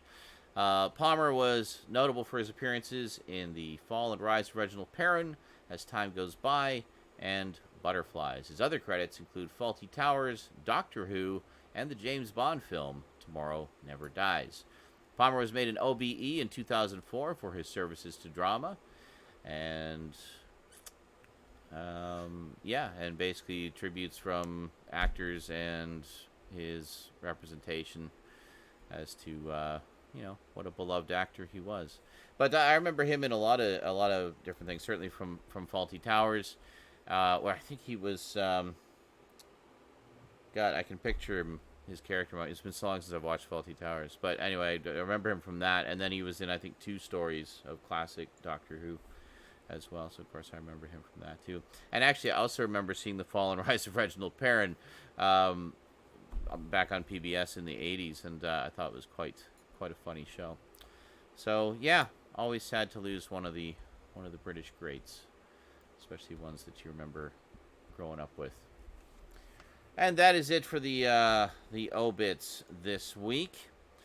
So thank you to Daniel Moore for sending that one my way. I think I was a little busy this week. I probably would have been overlooked otherwise. So thank you very much for sending it our way this week, Daniel. Okay, so video game news. What's on the screen this week, Eric? Please tell me it's more Sean Connery. I'm black right now. That's totally Sean Connery. There's Sean There Connery. he is, right there. Yeah. Looks just like him. Big red Sean Connery. It was like for to like flip over to be like, oh, it's this, and it's a black screen. I'm like, perfect. Yeah, I'm just staring, waiting. But it's a little Sonic Adventure 2 Battle for the GameCube, which is obviously the port of the Dreamcast game. Mm-hmm. Have I that? wonder if the game I is think now I worth, have that like, too. $40. Yeah. No. I don't think so. No. No, Well- stop, man. Talking to stop, man, at you, Sean. Oh, I don't know. I don't know what's going on. I I'm mean, so the confused. cost of GameCube games have shot through the roof lately. That was so- never like a highly desirable one. It was always like $4. No. Yeah, no, I bet it's like 25. I bet it's 25. yeah. I don't think it's 40. That's my point. You Yeah, because never actually technically the know. first game is more I don't know. popular. The first game was more one. popular, you said? The first Sonic Adventure, yeah. Because that I'm gonna like, go this find one, out how we're this both one wrong. was the Oh, 3D yeah, right. It's like $100. Like, what? place, the end of the level, not really much else. The first Sonic Adventure was actually an adventure. It was an RPG with Sonic-like levels in it. And glitchy as shit, everything. Yeah. Oh, Mhm. both games, yeah. These games are janky as hell. I have both of them. I literally, I was like laughing so hard. Like, there's a glitch early on where like the camera gets stuck in the corner and like, you have to like God. wander off camera at the right angle or the camera won't like Oh, yeah. dislodge. Good fucking lord. I remember actually a lot of like early 3D games had that issue where it's like the camera had this thing where it had to have a physical presence in the game world, and as such, as if it was a real camera floating along following your character, it would sometimes get stuck on shit. Mhm. Well, there Yeah, are what? some It does actually. It still often does. Yeah, Right. yeah. there are some selling for 20 and some selling for 30. Oh, So that's that's very. not too bad. Yeah. Yeah. I called 25. That's pretty close. Gotta say. Yeah, it's right in the middle there. Yeah. Nailed it. Just so expensive though. It's crazy. Yeah, I Oh. paid $5 a piece for mine. You know. I don't remember Complete- what I paid for my copy. I know I got it at half price books. It was, I want to say, it was That probably price? $15. Well, there you go. So Half price. anyway, though, onto the video game news. First thing on the list here. This is something I might as well just mention it outright because it seems to be the big hit piece of news for today. Actually, Mm-hmm. Mass Effect Yes. Legendary Edition is Mhm. being released spring of 2021, and it will include single-player based content and DLC from Mass Effect, Mass Effect 2, and Mass Effect 3, plus promo weapons, armor, and packs, all Nice. remastered and optimized for 4K UHD. Nice. So, getting a massive graphical upgrade, along Very with nice. all the content just into one system. Being released on all major platforms, by the way. PC, PS4, PS5, Xbox One. Sweet. Xbox I was One, wondering when Xbox they were going to do something like that. So, Oh my god, really? Why? Stout running around trying to find deals? I don't understand. Why? Sonic running in a circle. I don't know. Why? Make sense. Let me know It what doesn't Thank have you to I can make hear. sense. Thank you for the bits. I don't understand, but thank you.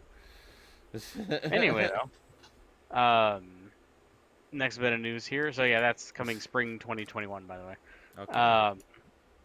Next bit of news here. There's a gameplay teaser for a game called Shark Mob.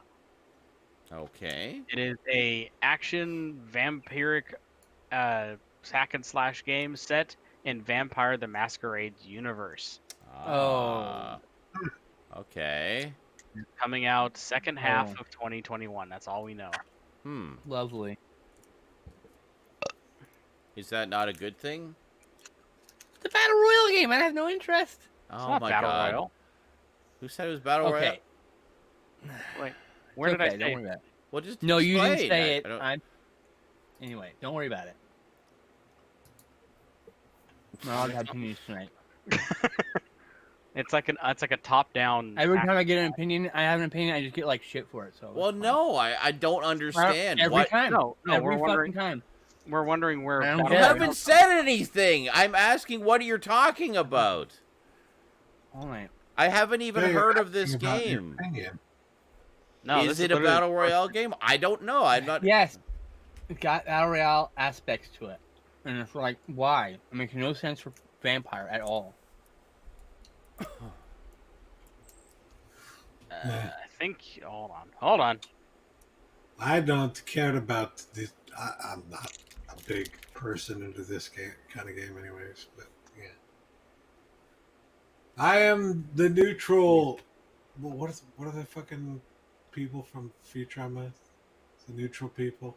Yeah, that's who I It am. would be great. I would like to know. I don't know about- what their about name the was. game, not the I development. have no strong opinion one way or the other. Yes. Oh, the people of the neutral planet. Yeah, there we go. Yeah, I don't know if they had like a name. They were Yeah, they just- were the people of the neutral planet. That's all they were. That called. was it. Yeah. I think Zap Brannigan gave the leader a name or something like that. I don't know what it was. Let me go back. Like I said, I think all that was ever released to this thing was a 10-second gameplay video, and all it showed was like some hack and slash stuff from like a top-down perspective. There wasn't really much. Okay. Shark Mob. Here we go. Like I said, when you look up Shark Mob, it comes up there. Apparently, there's a game development company also called Shark Mob. Mm-hmm. Shark bait. Ooh, ah. So.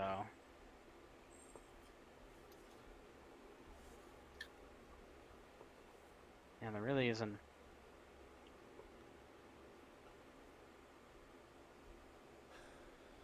yeah, I don't know. It doesn't show enough for me to. I don't know. Just move on. It's not important.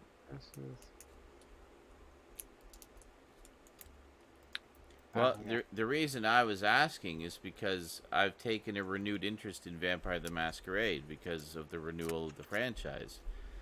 So I was just curious to know about this game. That's all. Yeah, it doesn't seem to have any real connection to any existing stories. So I don't know. Huh. Like it's just one of those. It's just a thing that's happening, and it just happens to be set in the Masquerade universe. So we don't even know what type of game it is, or? No, not really. There's a lot of speculation, and some of them are saying that it looks very battle royale looking. Okay. But all we have is a 32-second trailer of really fast jump cut clips of things happening. So it's like action or? Yeah, it looks like gameplay, but like those weird like aspect shots of like people like if you're watching it as like a spectator. Okay. Oh, like So, it's sort of a cinematic. Like it does look like it's a multiplayer game, is from what I can guess. Okay.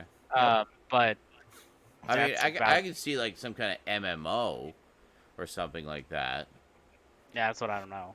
But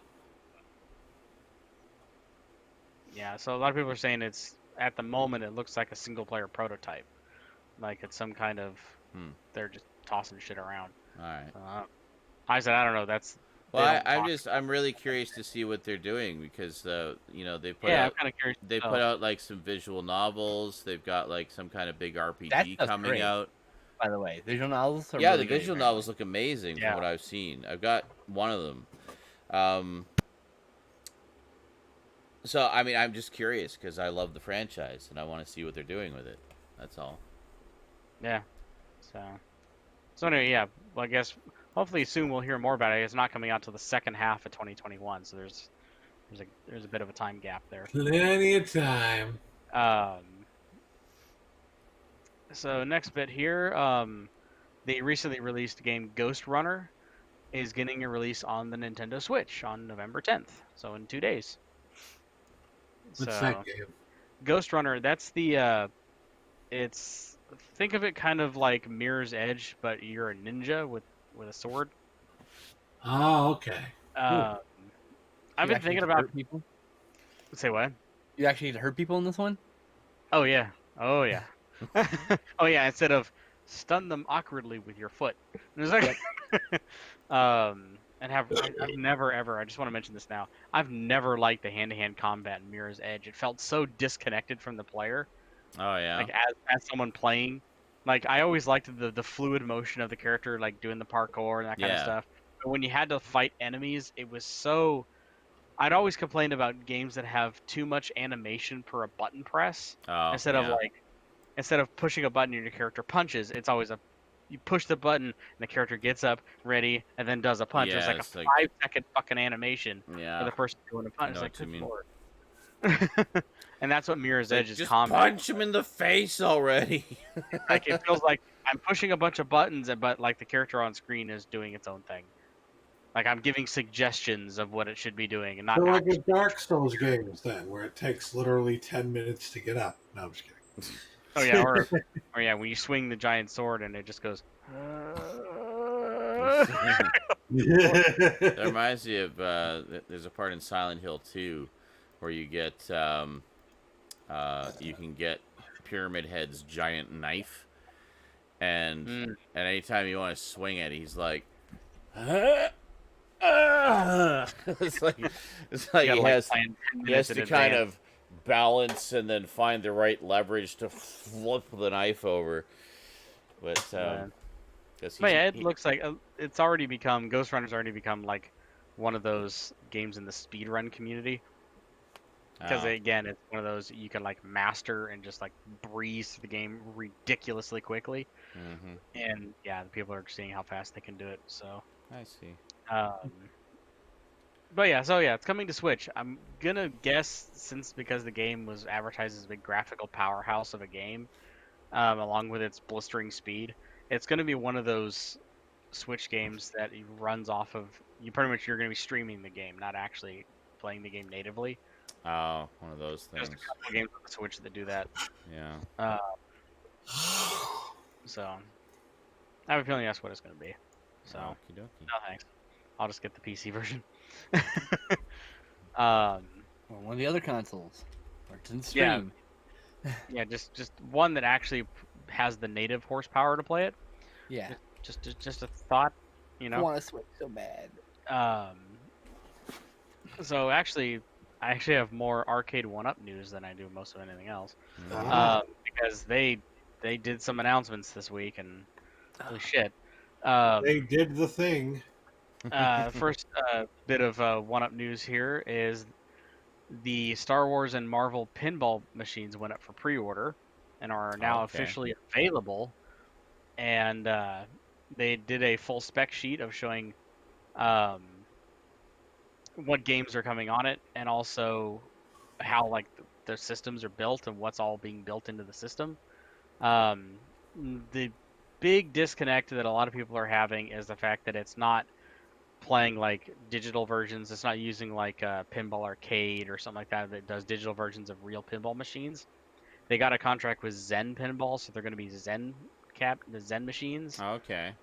So they're going to have like the unrealistic like things that bounce around, and it's going to be very flashy and that kind of thing. So might not be for the pinball purist, but you know.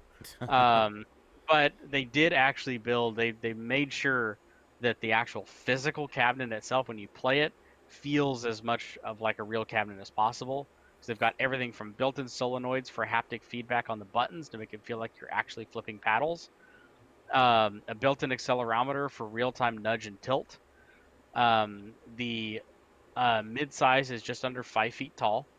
It's got a backlit back glass, an 8-inch color LCD animated score screen, dual speakers with metal speaker grills, a 24-inch HD LCD playfield, replica pinball legs with adjustable feet, a faux coin door with user controls, protective acrylic up top with a metal bezel, and a thin metal bezel going all the way around the system. So the thing's going to stand, about 5 to 5.5 feet tall. It's pretty cool. And the ones that they are available now are Star Wars and Marvel. And obviously, pretty much in all the tables that are available in the Star Wars and Marvel universe for Zen Pinball are going to be available on each of the cabinets for their respective cabinets. Ooh. Cool. The other one, this one, I don't think I was talking about actually on the show. I think this was before we went live. Because I was looking at a very blurry, low-res picture of this, and I was trying to figure out like what the games were going to be on it, because it was they had like teased a new arcade cabinet, and we were trying to figure out, well, they not only officially announced it, but it's now already up for pre-order. They did announce a seated Outrun cabinet. Ah, there we go. About last Yeah. week. Yeah. Yeah, and obviously we now have high-definition pictures, so we know what the 4 games are. And the 4 games are Outrun, Turbo Outrun, Outrunners, and we did confirm Power Drift. Power Drift. Hey. Yeah, are the 4 games that are going to be Anyone? on this cabinet. At the current moment, there's only the seated machine is available for pre-order, but they have soon planning of an upright version. All I want to know is, speaking as a fat ass, will I be able to fit my fat ass into this thing? Seeing as they are taking the design off of the original Star Wars sit-down, yes. It's literally it's an open bench. That's all it is. It's just a There you bench go. seat. Okay. Not an All enclosed. right. Now So you're Power Drift is very talking. hard, but very cool. I like the art in Power Drift a lot. Yeah, there's a lot of Like, start to sit down, crash. Just the one big breaks underneath it, and you just go God tumbling damn and it. smash face first into the fucking machine, Shards which of then breaks jagged into your waist. plastic jabbing into your hip. I would say for sound's sake, I would wait for the upright Like and then just use an office chair. a Is there- stool on or top of your something. Yeah. Yeah. And at it. But yeah, it looks great. They're obviously the cabinet is themed off of the original Outrun, Mhm. so it's going to have the original Outrun artwork, marquee, and driving controls. So it is full driving. It's going to have the shifter, the tune knobs on the side for the radio, and the it's gonna have a gas and brake pedal. So Very nice. Cool. so yeah, that This was gives all. me hope that sometime in the future we'll also get games like, well, what's San Francisco Rush 2049 and Cruising USA, and Like I said, the when it comes to later arcade one-up, racing game. their kind of thing that they do, if you haven't already noticed, is they kind of do cabinets either based off, and they'll get games that have very similar control schemes, or games that are either the same game in a line or a franchise. Yeah. So like when they got the Marvel cabinet, it was all the Marvel fighting games. Mhm. And when we got like the Street Fighter cabinet, it was 3 versions of Street Fighter, and stuff like that. So if we were gonna get another driving cabinet, I would guess it would probably be like a Cruisin' USA cabinet, and you would have Cruisin' USA, Cruisin' World, and Cruisin' Exotica. Isn't there then there's one more World Tour, right? Isn't there like a 4th cruising? I think there's a 4th cruising. I'm pretty sure. I think it's Cruisin' World. Is the Yeah, Yeah. because yeah. then you could have all think 4 so. of those in that. That'd be great, actually. yeah that would be the way OneUp would do it, is they would just have a franchise and that would build that cabinet. And So- I want an HD collection to make that happen. Make it so. They do sometimes. I think they can also theme it off of, not like if the games are any similar. They can also theme it off of, like a company, like a Data East or something like that. Crazy Taxi, that'd be cool. Crazy Taxi, yeah. What else would they put in there besides? There's the 2 Crazy Taxis, and I think there's another game that's like Crazy Taxi. But Yeah, there is. There's a couple. Yeah, probably. you can just get right from those. like They're cheaper. Simpsons Hit and Run. Yeah, there you go. Fuck. Blatant yeah. ripoff. Actually. Yeah, they could do. I mean, if they're gonna do that, they could do Crazy Taxi. They can actually do. I stream this game on my Twitch channel. They could do Smashing Drive. Oh yeah, Freaking Drive. And they Yeah, can yeah. also do because it used some cabinets, and when they just put it in because it works just fine with the steering wheel. A lot of people don't remember that there was a Harley Davidson 3D game that was used the same engine as Crazy Taxi. Oh, I had no didn't know idea. that. Huh. I did I know there was. I an remember this Harley- cabinet because it was a big, obnoxious monstrosity. Yeah, that's because the thing. I'm pretty sure I've seen this in an arcade somewhere. I just yeah, never. because funny enough, the Harley Davidson game, I think it's just called Harley Davidson like Wild Ride or something like that. Mm-hmm. They built that game, I believe, out of the same cabinet that their trucking games, 18-wheeler. 18-wheeler series. Those So you games have are like cool. so you that's have- another one I'd like to have a all they cabinet really of. did was they removed the artwork and they replaced the steering wheel with a motorcycle yoke. So you have this giant Bars. you have this giant bench seat with 2 motorcycle yokes on it. Ah. It's like, that's really And the fun. wheel, and they turned like a fucking wheel. It's really Yeah, it did. It just awkward. It's it just really went like awkward. this. Eh, It was yeah. it's bad. It's not good. Get your motor running. I mean, just say people's minds are On like crazy. the highway. So we now have confirmed and seen that they are, and they have made, obviously, driving cabinets, light gun cabinets, the cabinets with yokes, like Star Wars. So we Give could me see. Stunrunner, you cowards. I was just gonna say Yeah, we I could love very Stunner. easily see a stun runner at some point in the future. I mean, it used the same else would exact be? control scheme. Well, what would the other 2 games be? Yeah, that would be the question. Right? Well, you know, But is there 2 other games that have a similar yoke controller? that's what makes theorizing about Arcade 1-Up's future plans, is because you have to think in series. You have to think Mhm. in franchises. Or control schemes? Stuff can't that they just- can or- group together. Yeah.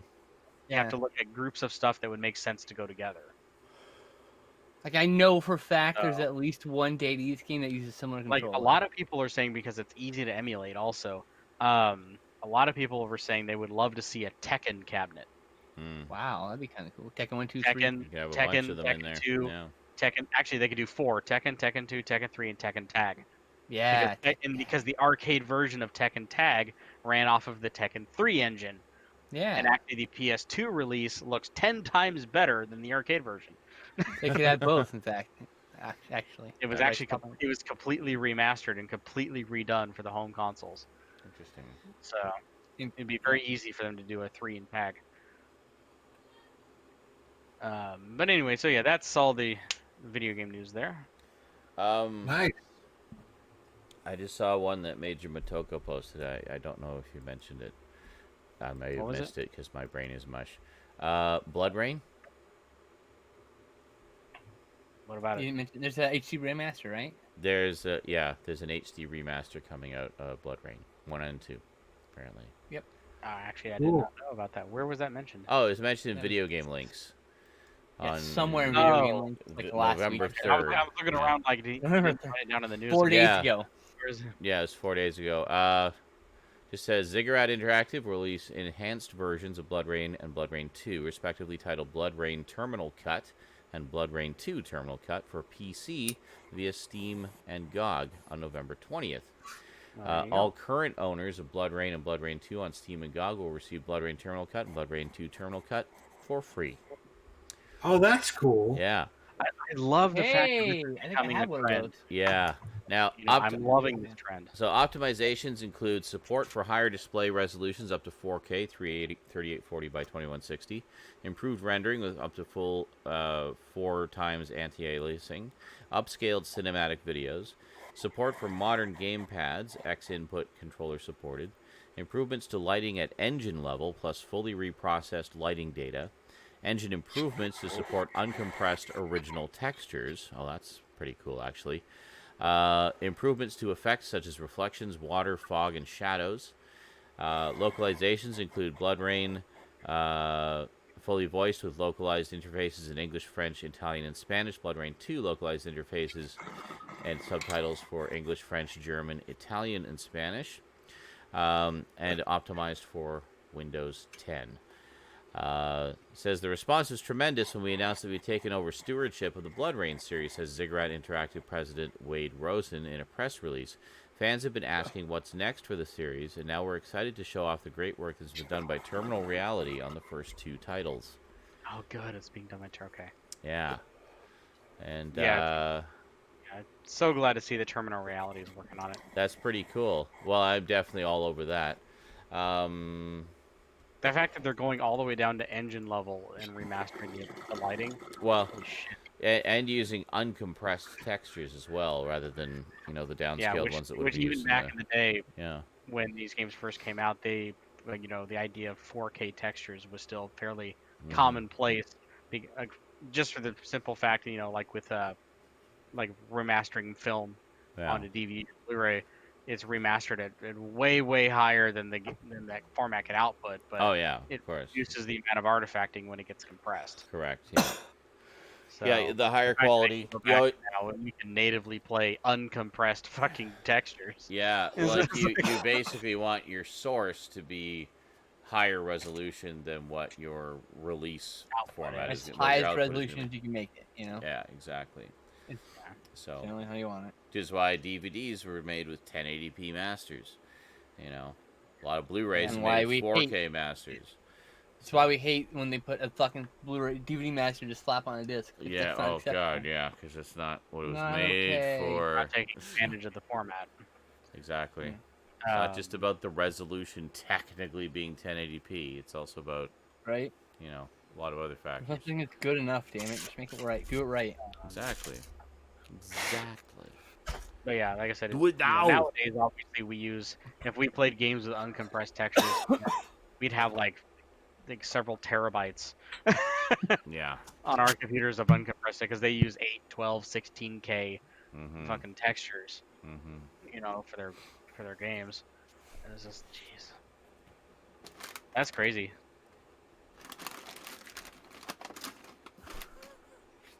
So pickups? I don't Pickups? have anything. You guys I have have one. I've stuff? got 2. You have 2? I have 2. I have 13. You have 1? Good lord. 30? In a row? In a Well, row. let's get Garbage Gamer up Live on here the internet. for his one single solitary pickup. Yes. today. Let me just. Let me actually. I gotta Turn lean the- over and grab it. Okay. Grab it. Grab it. I'm grabbing it. Grab it. Grab it. I forgot about this. It's being difficult. Okay. Mm-hmm. So it actually Difficult, it actually. came in 2 boxes because even the box package that it came in is a replica. Yeah, I've been waiting for this for about 2 years now, and I know Sean is going to be supremely jealous. Oh God, what now? It's always something. So yeah, here's the box that it came in. Uh-huh. Yeah, it's the Dragon's Lair something. So the original box dimensions. I Right. swear, in this little tiny box, there's not 330 pounds of stuff. Mm-hmm. Oh, it's a replica of the original box they Yeah, shipped the unit in. Yes, Oh, That's amazing. Okay, that's pretty the cool. level of detail. So here's the actual That's box so cool. that the item is in. Mm-hmm. Yeah. I know. Yeah, I thought so. It's the little cabinet. Look Yeah. at that. Isn't that fucking cool as shit? Yeah, I remember seeing pictures of that when they first 1/6 announced it. scale. Beautiful. Yeah, Yeah. 1/6 scale, 12 inches tall. This is I the remember. box. It's amazing that how far technology's come that something like that is possible Er- now. Eric? I know it's rude. How much did you pay for that? This was $99. Oh, that's not bad at all. That's not Yeah. bad. I mean, I'm not gonna pay for And that it for a is- Dragon it Ball is- thing, but I do want to mention Not bad this at was all. not like a Kickstarter Oh, exclusive thing. good It for is you. actively up for pre-order on newwavetoys.com. Yeah.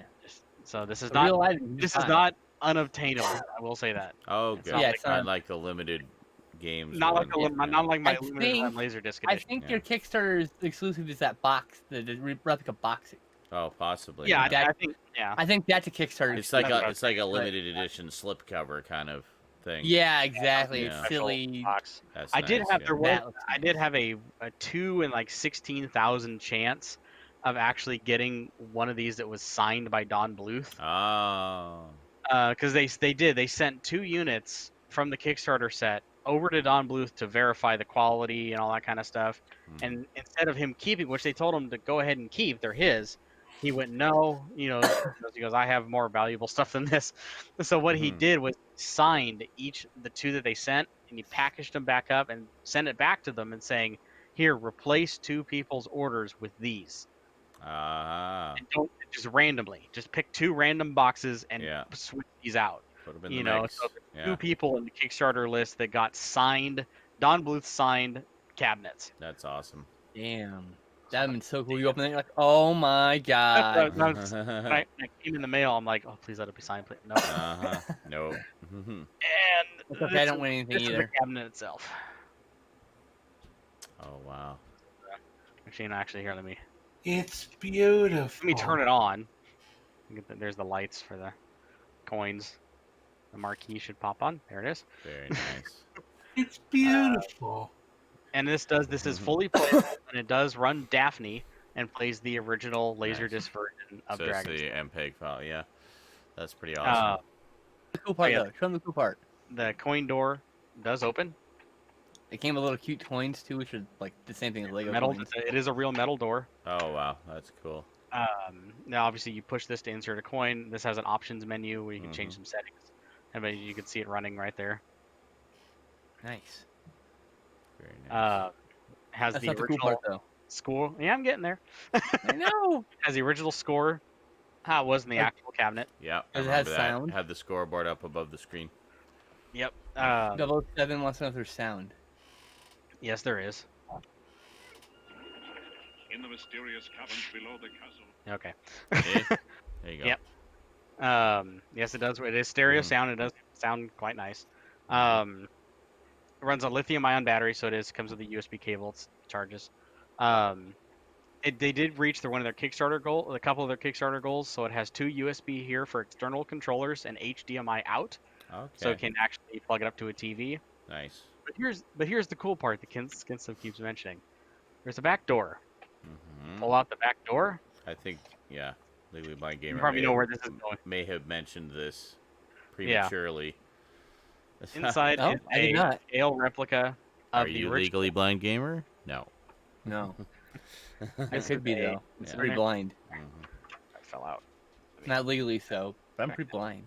I'm But this is oblivious. the I'm scale- oblivious blind, legally oblivious gamer. That's what I am. I can't remember the exact name of the original Laserdisc, but I do know that it says Laserdisc Model 3 Okay. on it. But this is supposedly all the way down to the exact model number Wow. of That's the cool. actual Laserdisc player that was in the system. Nice. This, I can get it. Yeah, there we go. This little remote comes off. Nice. It's got a little removable remote. No one should ever need that to come off, but look at what they did. Isn't that Yeah, cool? just the also- attention to detail. Yeah. That right there is the part that I was With the considering cool. Laserdisc. Very little tiny laser disc. Yeah. You can Oh my take God. out. For me, the thing that was cool was that the fucking remote was detachable for no reason other than because. Yeah. The Laserdisc. Little laser disc. Put it in. Shut it. There you go. You can actually put the Laserdisc in. Doesn't actually do anything for anybody who's no, it confused. doesn't. It's just purely ornamental, but it's just a Micro cool taffy. thing to have. Yeah, a little I mean, bit of that extra little- authenticity. Oh my Laserdisc god, the player's world's so cool. tiniest coins I've ever seen in my life. I was saying those are the same scale as the Lego coins. I think those are metal though. No, these are plastic. Oh, okay. The Lego ones are plastic also. But yeah, these tiny 4 little coins. Yeah. And again, I looked through the manual and we still can't figure it out. This little piece, I have no idea what it's for. It's sticky tape for something. Yeah, 'cause it's got a tip it's side. metal. It's heavy. It's not magnetic, but it has 3M adhesive on the back of it. Huh. Yeah, so you stick it down. Nowhere in the manual does it mention this thing. Weird. Yeah. I have no idea what it's for. Check your Kickstarter. I wonder if there's in your updates someone. Like, I could probably send New Wave a question and be like, "What's the little black thing?" But And Major Mechanic, like, I bet you that arcade will be hackable. I'm like, yes, that would be great. I mean, Probably. technically, it is just a computer inside running Daphne. Yeah, it's like a little So- mini computer. So that's what my first thought was. I would love to see a menu of Dragon's Lair 1 and 2. oh, Yeah. yeah. Throw Space Haste in there too. They're all- See, I would like to keep a Dragon's Don't Lair. you want like matching cabinets for all the other two? Sitting That's next what I was to saying. If I want to do that, I That'd would be want. even better. Yeah. So them, especially in space. So They yeah, all we- had we- different cabinet art, obviously. Yeah. Hell yeah. I have actually played this. It does play quite well with this tiny little joystick, Nice. these little buttons. It's hilarious. That That's they didn't great. make. They don't feel cheap like the little Walmart ones that you can find. Oh yeah, it's all Mhm. plastic. It actually, yeah. it's solid. Like I could actually sit here for a while and play. Mhm. All the way down to there's a little statement right here Mhm. underneath the speaker, and it says Starcom, copyright Starcom Inc. 1983, San Diego, California, patent pending. Yep, I remember that actually. And it's replicated in that tiny little arcade for no other reason than because. Well, authenticity. I know, Yep. it's Yeah. And beautiful. it I is love made it. out of the same material that the actual. So nice. This is a metal Yeah. play and field it's with plywood. with It's an overlay on it, and it's made out plywood. of thick MDF. Yeah, That's yeah. very cool. It's heavy. So I'm just gonna say It looks heavy, actually. You know, it actually does. Could you? Is it heavy enough to bludgeon some to death with, though? Oh yeah, and like it's nightstick. It's heavier than a nightstick. Okay. It's thick. Yes, there's two mini HDMI. There's an HDMI port and there's and two USB ports in the back. Yep. Actually, it's a full size HDMI. Yeah, I just said HDMI. I didn't say mini. Oh, no, I Major may have Mechanic- meant his. Yeah. Yeah, I guarantee you that some people, they got their Kickstarters and instantly Is that- turned them around on eBay. Is that another port above the right USB? Oh, What yeah, is that? that's the mini USB charge port. Oh, okay. So that any one of those could lead to answers to how to So to the HDMI. It's probably this video. yeah, That's cool. I'm curious if people are gonna hack those, make their own custom arcades now. yeah, I need to look into like some teardowns to see because there really is no visible way to open this without breaking it. I'm Yeah. sure there it is, just hidden. So It's one of those things where you peel back a thing and you peel back and oh look, there's a screw or whatever, you know. One of those. but yeah, if they can get into the software without opening it up, I would totally, reflash the firmware on this thing and get a couple Can- games on it. when you open up the back for the laser disc, is there no visible guts back there? Nope. Wow, that's good shit. It's probably all up here. Yeah. Yeah, probably. So Yeah. So it does read coins going into the coin slot It does. for 1-ups? No? Okay. No, Okay. they're literally just little buttons. But they Okay, do just say checking. there's a light behind them, and it does say 50 cents. That's cute. Yeah. Little buttons. That'd just be extra cute if it had a little laser reader when a coin goes through it. But Oh yeah. that's cool. Yeah, Probably so- a bit too much for $100 at that point. Yeah. But man, that's cool. I really want one of those now. But like, Yeah, I've that's been- really neat. I have been waiting for this thing for almost 2 years at this point. Well, I remember so I'm not paying for it. when I was a kid growing up, of course, that was one of the big games I was completely obsessed with. And one of my dreams was to always have an actual Dragon's Lair arcade cabinet, like an original arcade cabinet, to play in my home. This is the closest I'm probably ever gonna get, but Yeah, I'm happy. so Most some, people something probably like only that play- would definitely be an acceptable alternative to a full size. It didn't come But with you a can manual. play it. Kind of, You know? It did Yeah. come with a manual, kind of explaining like what all the buttons do and Yeah. about a little bit about the history of the game. But Yeah. what they made sure to do is they recreated even down to the texture of the paper that this is printed on. This is the actual cover of the original manual. Oh, it was nice. in the it was in the cabinet. That's if you opened up the cabinet as an operator and looked at the manual, that's what was on the cover. That's cool. It's got like original artwork of Dirk and Singe right there. So there's that. Very nice. How much? Sorry, stretching my legs. 99. I'm having a cramp. Like, I mentioned this I already. mentioned it already.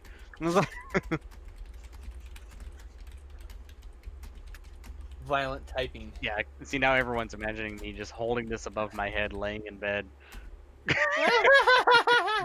Imagine, I can see you laying in your stomach playing it in bed. yeah, I said imagine passing out and dropping this thing on your face. Man, I hurts. I have a big fucking phone that hurts when I've done it twice. The fuck. Gotta learn. Gotta put my. Ah. Put that. Are you responding to comments on YouTube? Nope. So that was your one pickup. That was my one pickup. Very cool. Let's see. Legally One Gamer. What other arcade replicas would you like to see? Ah. Fuck. Gorilla one that they War. can pull off at this scale? Guerrilla War. Yeah, it's one of my favorite games. Battletoads. I don't know if I ever played that one. I would played love- the fuck out of it. Oh, the I would arcade love of to Battletoads. Yeah, an arcade battle. That would be really cool. Yeah. Because I That'd be really popular, got to think too. of with this. You got to think of what can they pull off and still be playable with a tiny little joystick and tiny little button. That would be a pain in the ass to play that game though, with the kind of reflexes you I don't need know. to play it. Which One of one? the first cabinets that Replicate ever released was Battletoads? the Yeah. Street Fighter 2 cabinet. Oh yeah. Wow. Yeah. So That's and they kinda said it With actually tiny played little quite buttons well. and tiny little joystick. I can't Well, imagine. what they did on that one was kind of interesting. Is they sold the cabinet and it had one player on here, and it had a USB port on the back, and they sold a control board separately that you could play 2-player. Oh, okay. So you didn't It had HDMI out as well. jamming your fingers into this tiny little panel I know. to play. That won't be awkward at all. You're like jostling each other. trying Yeah, to, exactly. He's trying to get it to Fuck push off, the wrong bitch. button and Like, knock it over. Like, son of a bitch. They do have, like I said, the ones that this company has already released are ones like I think they've released Tempest, that'd be a good one. I think Asteroids, So both of the dial That'd be cool. thing. yeah. That'd be cool. One of I think Missile Command is one of them because they have a trackball game. That is either Missile Command or Millipede. Well, both of those are trackball. That's what I'm games, saying. That they have one trackball game. but- I'm Oh, not sure okay. if You it's just know which. Oh, yeah. I can always just go to the website. Just look. something with an M. And a trackball. Wasn't M there and a like a marble game?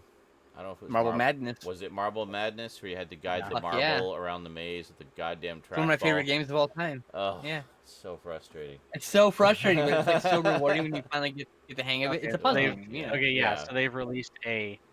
Let's see. Yeah, they've released an Asteroids, a Tempest, a Centipede, So it's- Dragon's Lair, Yeah. and Street Fighter 2. Okay. And they also have, since these are all USB powered, what I think is kind of cool is one, they have glow in the dark mats that you can set these things on that look like old '80s arcade floors with like the Oh my Oh. god! like that. Oh, And just hold on to nerdgasm. this Yeah. one. I did not know about this until I looked at it. They have a USB power bank that you can hook all these to that looks like the brown change machines. Oh my That's god! You have to great. get all this, Eric. Why Yeah. have you not bought all of Get this and all the all other of them and machines? set it up in a big Your new 80s hobby should be arcade replicating a diorama. mini arcade Yeah. somewhere in your room. Mhm. Yeah, that's yeah. Start buying some action figures to populate it. Get really into it. Yeah, Make they golf sell for other that skill knick-knacky too. stuff. They have a sticker set that's 25 cents insert coin to play. They have a keychain that's a replica of the insert coin to play button. And they have 1, 2, 3, 4, 5. I'm looking on the website here. They have like the 5 that they've released, and they have 5 more that are just silhouettes. Oh, They're not telling you what they are. Interesting. But Oh, should take a short yeah, break. $60 for that. It's a USB charge machine. Yeah, look at. Here you go, Skinslip. Look at this thing. Look how real that looks. That is memory. How right much there. is that? That's $60. Fuck. $60. Oh, that's awesome. How much does the floor cost? How much does the floor cost? Tell me. Yeah, Oh God, tell me. I gotta see it, but I like, gotta yeah, see it. there's Oh God, look at it. $10 for a UV $10. placemat. Oh that. God, it's so good. That's like every I wanna arcade get that roller used rink. as house Look, pad. let me tell you right bowling now. alley. Look, listen to me. When I get married, if I get married, that's my wedding dress gonna be made of that shit. I swear to fuck. Look at that. Oh my God, it's Yeah, amazing. the silhouette, by the way, is the Street Fighter 2 cabinet. Yeah, but see, now you get a bunch of those, and you get the coin. You guys get all that. Come on, you And gotta get into it. there's found your new hobby. the extra controller that they sold. Oh, that's kind of cute, actually. It's a cute little arcade stick, but Yeah, tiny. so you got the little Tempest cabinet there. There's the Asteroids cabinet. But dude, wow. Oh yeah, this is the other like the Hotline 16,000. This is another power bank that they sell. That is a Sorry. old tape player. Not interested in that. But does it actually play mini cassettes? Probably not. Probably not. Yeah, see, they have That's silhouettes Probably here, That's and they have these. These are like the mystery. Ooh, Like, ooh, but- please be Frogger. Please Frogger be one of them. I can probably guarantee it's probably one of them is probably Frogger. I'm more Maybe Dig wondering Dug. about- I'm wondering about Dig this Dug would one. be cool. oh yeah, what's that I'm trying to one? think. I gotta what- tell you what, Dig Dug's one of my favorite games of all time. If Dig Dug comes out, you goddamn right I'm gonna buy Dig Dug. I'll find the 100. I besides the know Zelda it's one, not going probably. to be Mario Brothers, but that was my favorite arcade game. I can tell Just you right now, Mario. this one right here is probably going to be something like Pac-Man, Oh, probably. or like a Miss Pac-Man, just from the style of the cabinet. It These, makes like I sense, said, right? I could literally spend hours just going through designs like arcade machines. And like I said, this That's a very good- easily interesting could be this one. Like I said, I have theories about this one. And this one, for me personally, I think that might be a Missile Command. Ah, yeah, that makes sense. That looks like the Missile Command little, like the semi-cocktail cabinet, like the little, what they call that. I don't The really know. the short, stumpy one that they had the monitor that almost laid borderline flat. I don't know. I don't know what it's called. LGR has one. He did a whole video on it. Put my spicy finger in my eyeball. But That's one spicy meatball.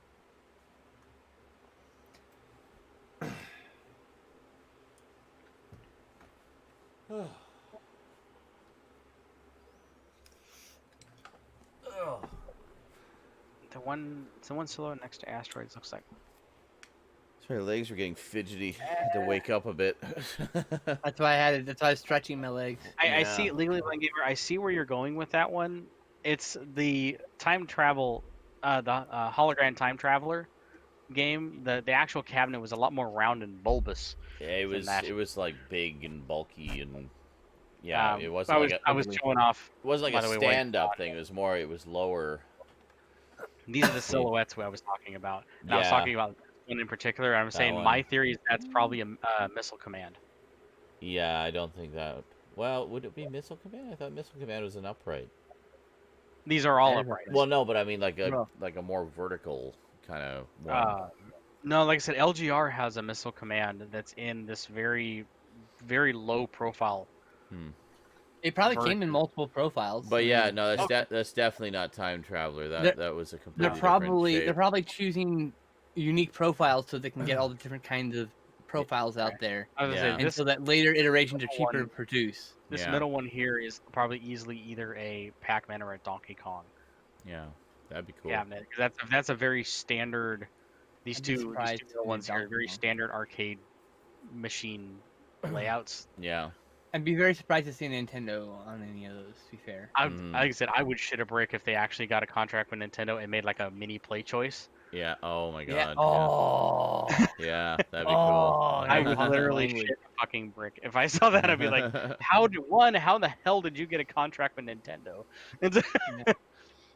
No, I couldn't see them doing racing games like that. 007. It's gonna be standard like joystick button type games, I would think.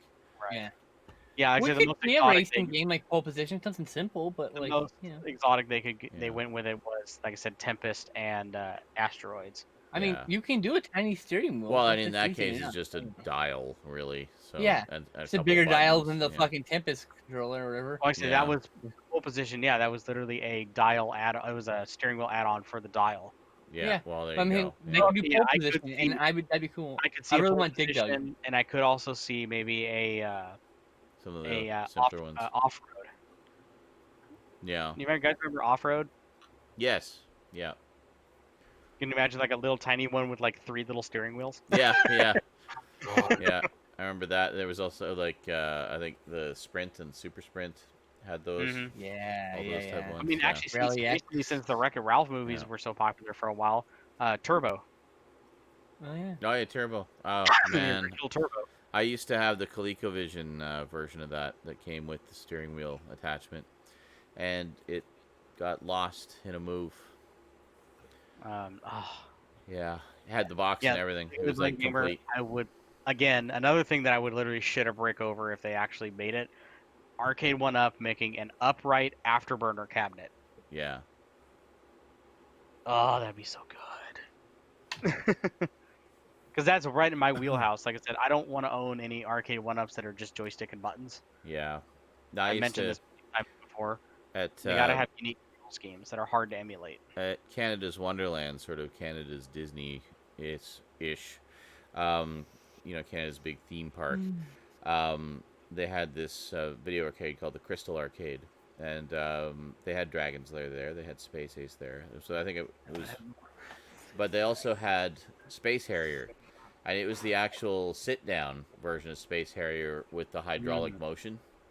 So as That you're, is a rare cabinet. yeah, it was. My friends and I would go there, and we would just play that for like an hour or two.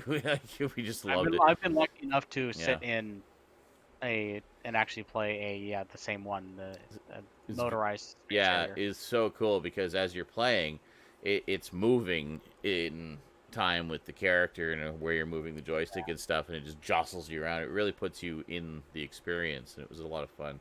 But we love that. I was actually love that game. Speaking of ridiculously rare cabinets, this was a couple years back when I was visiting my mom out in California. I went to my old stomping grounds, one of the first arcades I ever went to as a kid, Funworks, and there they had the back corner where they had some old restored arcade machines, and one of them was one of the original motion cabinets of Tail Gunner.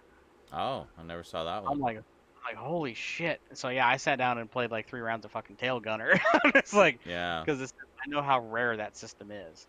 I You know, and it's remember. Speaking of Laserdisc games, I remember there was another arcade. It wasn't the Crystal Arcade. It was some other arcade.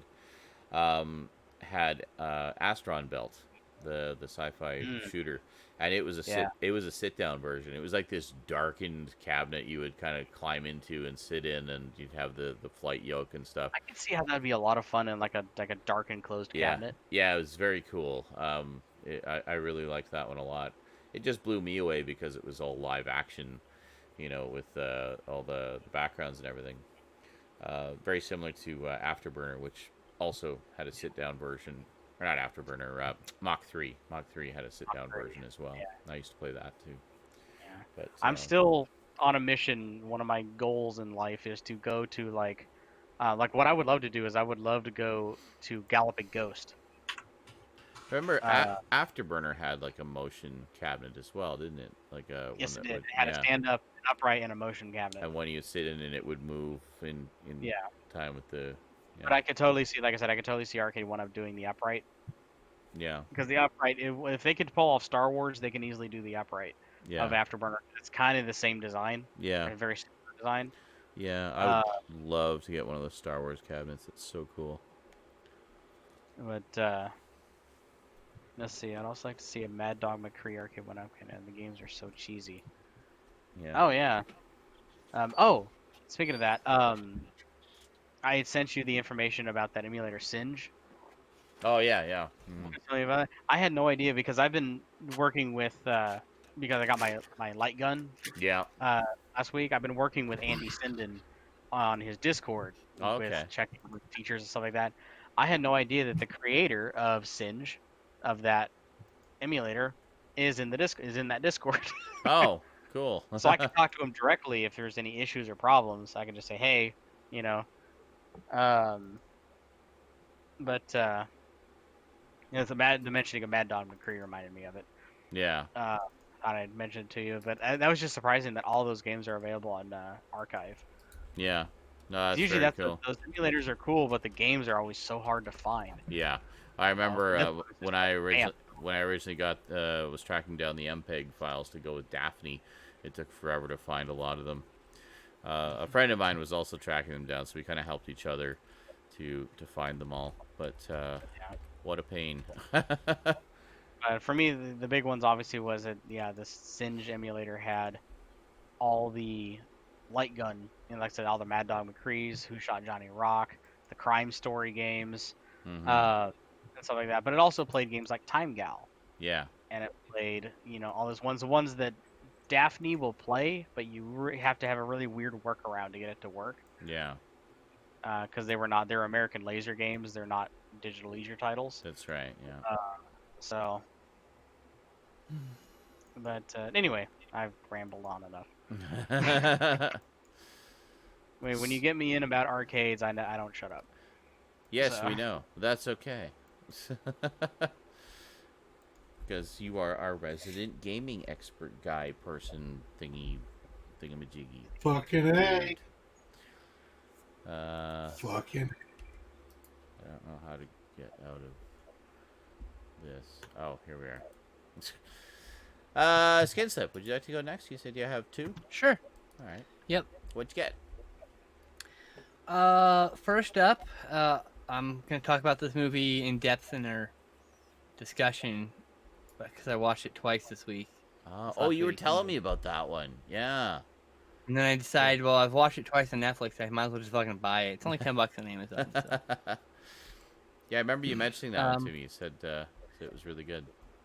It's very good. I don't want to talk about it because I don't want to spoil it. So it's really good. I'm looking forward to watching it again with the commentary with the director. Now, was it Writer director Osgood Perkins? Was that the one you said makes a really good double feature with The Witch? The Witch. Yes. Okay. Cool. Here, I'll read the back. The back is beautiful and haunted Joan makes a bloody and determined pilgrimage across a frozen landscape towards a prestigious all-girls prep school when Rose and Kat find themselves stranded after their parents mysteriously fail to retrieve them for winter break. As Joan gets closer, Rose watches in horror as Kat suffers terrifying visions and becomes possessed by an unseen force. Oh. Okay. Yeah, I could say some things about that. Well, when you see it, maybe we can talk about the description on the back. Okay. Cool. I'll definitely have to make a point of checking that one out. It's a movie that's under my skin. I've been thinking about it a lot. I've started writing with Justin here on a paper, so all Justin did was give me comments instead of his input on the actual movie.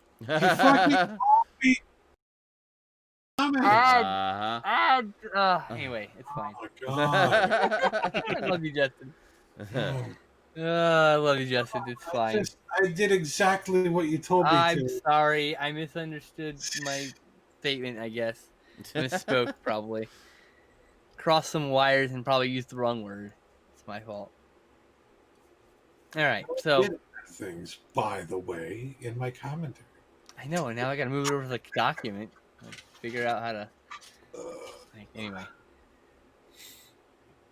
would you like? Do you want to play with me? Santa Claus Live. So this is a movie me and Justin saw. We talked about it. Called Deadly Games Dial Code Santa Claus, which is a Christmas movie that is clearly ripped off by Home Alone. Home Alone ripped this movie off. Yeah. Yeah. This movie came out first. Now, we talked about it when we were watching it, and I was like, Yeah. I guess you could say they kind of took some ideas, but it could also be said that they just both had the same idea at around the same time. They probably did. Plus, they have completely different executions. This is more of a horror film. That's why This is shot in more like a horror film, but it's like a kid's horror film. I don't know how to explain it. It's a wild movie. Sean, you're gonna love this. It's fun. But it Okay. predates Home Alone, and yeah, in a lot of ways, it's more fun than Home Alone. The limited edition is a slipcover. This is gonna be available with this cover, but this is this is reversible, obviously. Right. So it will have a standard edition, I think, after Black Friday.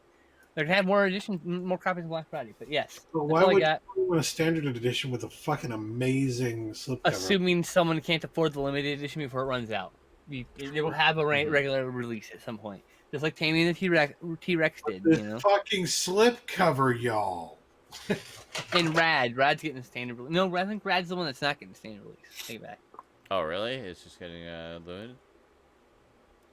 I think they only had a limited edition rights for that. I think someone else is releasing the standard release, perhaps. Oh, weird. Okay. Like That's absolutely not rad. No, but I mean, like, last I checked, I thought Rad had rights with over at Severin, so like maybe there was I don't know what's going on, but I think that's actually a different movie now. I'm thinking about it. But Okay. anyway, I think the rights holder has a deal with someone else, so like there was this window and Vinegar Syndrome put it out or something like that. Oh, okay. So Something along it's those lines. I'm not entirely sure on the details. It's all, very limited licensing deal. yeah, probably. I don't know, something like that. Like, I'm not entirely sure. Just speculating. That's everything. I think it's Stoudman's time to babble. Okay. Are you ready to very babble, short Stoud? Next week I'll have like 2 things again. Yay! And I don't know if Maybe I'll 3. have anything next week either, but I guess we'll find out next week. Actually, I do have a couple of pre-orders over the course of the month. Not a ton of stuff like last month, but a couple things. So we'll see. All depends when they come in. Struggling to stay awake here. Can we? You're struggling to stay awake? Yeah. Well, so am I. So am I. So are we all. I literally nodded off like 3 times in the past hour because of these fucking drugs. So Excellent. So what did you get this week? So you're saying they work? yeah. So I got. Hey. I also got Deadly Games. That looks familiar. Where have I seen that before? Like, we literally watched it, and like a week and a half later, Vinegar Syndrome announced they're doing a limited edition. I'm like, oh, okay. Oh, well, there you go. When we first watched this, I recall saying that, well, I would be glad to watch that again this year for Christmas. So, yeah, what better way to watch it than in glorious 4K? Whoa. A movie that probably doesn't deserve 4K, but goddamn, I'm glad it has it. That's okay. I mean, that's Vinegar Syndrome for you. This Yeah. guy says he's a Star Wars fan, but he doesn't even have the Ewok movies. Just hold on a Those are the second, best Stoud. ones. Stoud's talking. How You can gotta you call listen to what he yourself has to a say. Star Wars fan if you don't That's have very the interesting original input. Ewok Thank you, Stoud. movies? Well, Stoud raises a very good point there, and we should all take heed. Anyway, Stoud, you were saying, Stoud? Before Stoud interrupted Stoud? The Kino Lorber order that I made for Halloween, their Halloween sale. Shocktober. Came in. Shocktober, which is not what a everybody calls it. This is not a Halloween movie. It's not a horror movie, but it Mhm. was one that I wanted to get. I didn't really go for. I figured it would take a month to get here, so There's I'm like, always I tomorrow. don't have to get horror stuff. Fair enough. Yeah. Yeah. So Never heard there's of that one. Always Tomorrow is a Douglas Sirk film. Douglas Sirk was one of the best. He's just a fantastic filmmaker of his time. Did a lot of great stuff in like Technicolor, and he was his fucking romance films, like romantic stuff, is top notch, top tier, some of the best of its era that people don't even fucking talk about anymore, even though it was like highly influential and really good. And so this was one I'd never seen before. And I wanted to see it when I, read the synopsis and found out that it was one of his movies. I was like, oh, cool, go see that. There you go. And The Incredible Two-Headed Transplant, Oh, which thought was the one that I had watched recently that I have on DVD, but it's actually not. It's just another movie that takes literally the same exact plot. As the one that I, There's a couple of those, yeah. And we're gonna have to watch that. We're gonna have to watch my copy together with you. Then. There's what's the other one? Was The Thing with Two Heads? I think came out. Yeah, that's right. That's the sort of famous one because that's where the head of a racist white guy gets attached to a black guy, and then they have to learn to get along. Hey, and hilarity ensues. Concept happens in this movie, like literally beat for beat. Oh, really? Great. Yeah. Yeah. At least from what I understood from the description of it. The description of it, when I read it on Kino Lorber's site, was the reason that I thought it was that movie. I was like, one. Yeah. Well, that's the same exact description. It must be the movie that I'm thinking of. Nope. It's not. It's something else. Well, there's your double feature. Watch those This two. movie comes with the riff tracks and nice. interviews with and stuff like that. So nice. Even if it's not very good, you get the riff tracks. I'm sure the riff tracks alone will be enjoyable. Yeah. Then I got Doctor Who and the Daleks. Hey, I got that one recently. Which I haven't seen, and I don't know where it fits into the Doctor Who-verse, but I'm sure somebody here can. They're standalones based on the first two. I assume we're going to watch it when we're in the whatever years. The wilderness years. Absolutely. Absolutely. We're going to rewatch the stories they're based on, and then we're going to watch the movies. We're going to do a double feature, yeah. So that's cool. That'll be fun. It'll be fun. I think it'll be really I'm down with that. Yeah. Daleks Invasion Earth 2150. Yes. Excellent. I love that cover. These two went down to $12.50 in the sale, and I was like, well, duh. Nice. That cover is so cool. I love the artwork on those covers. They look so nice. It was kind of a big deal because it was like this was Doctor Who with a big budget at the time, and in blazing glorious Technicolor, which is a really big deal at that time because the show wouldn't be color until the 70s. So yeah, having seen those movies first before I saw anything else of Doctor Who. Right. I saw them a few years later when the Blu-rays from the UK came out. Oh right, yeah. My friend Steve loaned me his copies, and then what was the thing? We ended up watching John Pertwee era. I would say the special effects are about the same. John Pertwee, BBC era, and that's what this movie is. But this movie's like years before that, obviously. Yes. Yeah. It's they're a lot of fun. Effects are good. Don't get me wrong. Oh yeah, no, it's great. It's outdated. Some pretty spectacular set design and stuff on it. It's great. Yay, we can watch that together. Blood. Oh, I really need those. Mario Bava. I have that. I need all the Bavas. I think this is one of the last ones I didn't have, at least from Kino Lorber. So, yeah. That's one of the first slasher films. Kino Lorber's been great for releasing all those. Even though I already had this from Mill Creek, I double dipped on it because Kino Lorber showed me that the work that they've done on previous titles like Space Invaders that were also previously released by Mill Creek has been excellent. So I was like, okay, I get my boyfriend's back again. Battle Band movie, and it's good. And I Kino like Lorber does good I was- work. I told you to send me your other copy, but I actually already have that. I found out. the audio commentary on this. I think is new. It's actually audio commentary by Bob Balaban. And if you don't know Oh, okay. who, you do know who Bob Balaban is. You just He's don't know his name. He's a comedian. He like still does stand up. I mean, Yeah. He's a bald guy. He's very soft spoken. He doesn't really say a lot. He's not very. Just look him up. Got glasses. Kind of looks like the Monopoly guy. oh god, don't do that. The Monopoly Or guy. Bob Balaban. Balaban. If Bob you just Balaban. read Blah, blah, blah, blah. Man. You'd be like, oh, it's that guy. Bob. You guys He say, deserves respect. That's what I'm trying to say. you guys will see one picture of this guy. Oh, it's that guy. Yeah, I know We're that very guy. disrespectfully butchering his I name. know.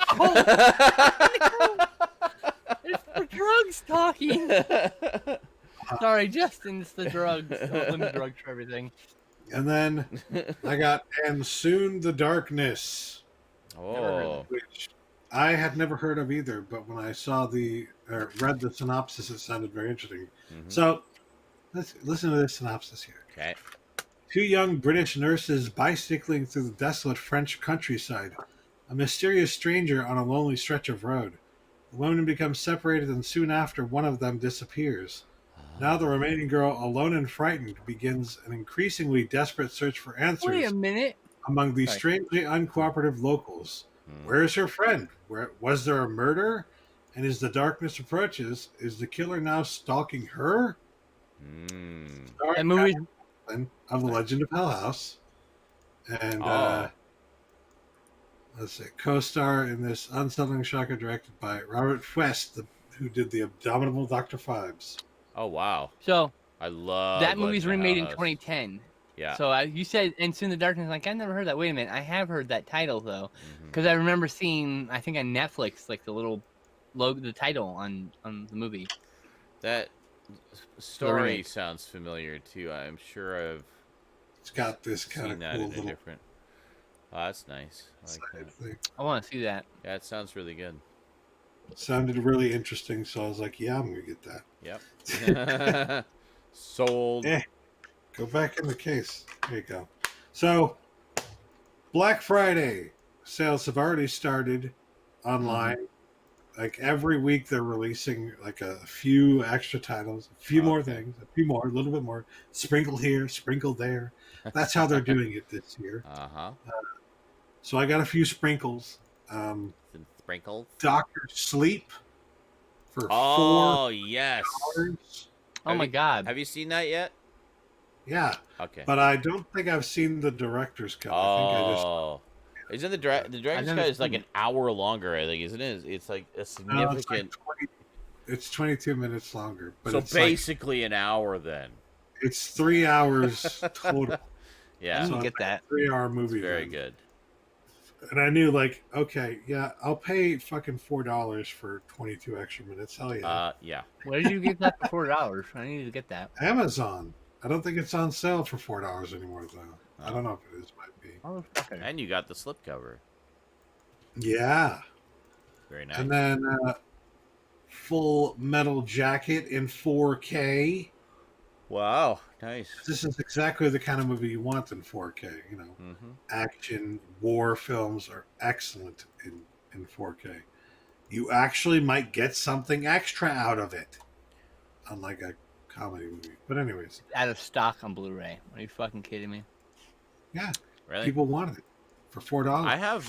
They actually put out like some anniversary edition digibook of that a few years ago. That's what I have. Oh, come on, I need to get that. This one Very nice.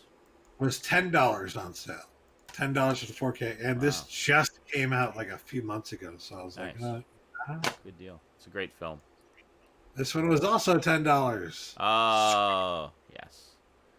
And I loved it. I've gushed about this for so fucking Rosie much. and I really enjoyed that. Thank you so much for sending that to us, Dad. It's a very, very good movie. Yeah, I really enjoyed it because, of course, it was just like a huge nostalgia trip for me, seeing, so many characters and references to things that, only people of my generation who grew up with those characters would get. And Yeah. it was such a treat. Like, it's so I unexpected. just love the moments. I don't want to like give too much away to the chat. No, but obviously, I was gonna say, but fuck it. Here's this character that comes in, and this when that guy came in, I'm like, yeah. Yeah. And it just made me believe in the universe, the Yeah. Hanna-Barbera movie cinematic universe. Yeah, Better it shows like that there's more connections there than we Scubaverse. may have realized previously, which I'm all for. Scubaverse. I'm all for. Scubaverse. I mean, and why not? I mean, they even in the original cartoons, they often had crossovers between some of the different ones. So, why not?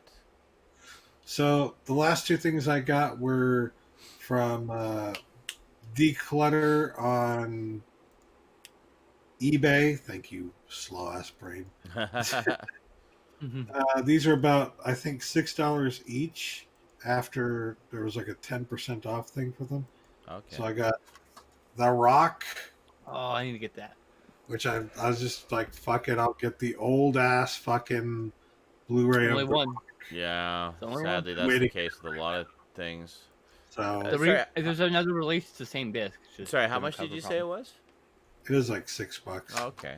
That's not bad. Yeah. And then, but the really cool thing that I got for $6, which makes up for the fact that The Rock costs a little bit more than maybe I wanted to pay for it, but Pinocchio. That's worth $6. Pinocchio I for believe $6. I have that. Yeah. I think That's this one I is don't one have. of the last Disney classics that I Actually, didn't no, I have. don't have that one. That's one of the ones I kept meaning to get, but I never got around to it. Yeah, I don't have that one either. Because I do I like need to the get that. classics, especially. I haven't seen that since childhood either, so.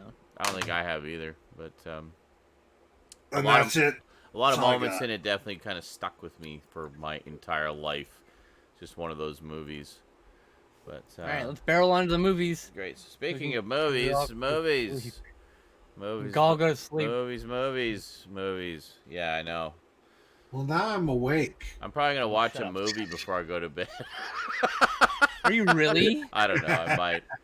Oh my God, just I'm go that to bed. crazy. Well, I might. I might not. I don't know. Throw a podcast on and a Fine. tablet and lay in bed and you'll fall asleep. I might just read some more Tomb of Dracula and read like 2 pages until the book falls on my face, and then No, then I'll go to no, sleep. That's what I'll probably do. I'll Yeah. read like 2 more pages in the Swamp Thing story. I'll eventually get through it. Yeah. Which Only at all which ones are you on right now? Oh God, let me go look.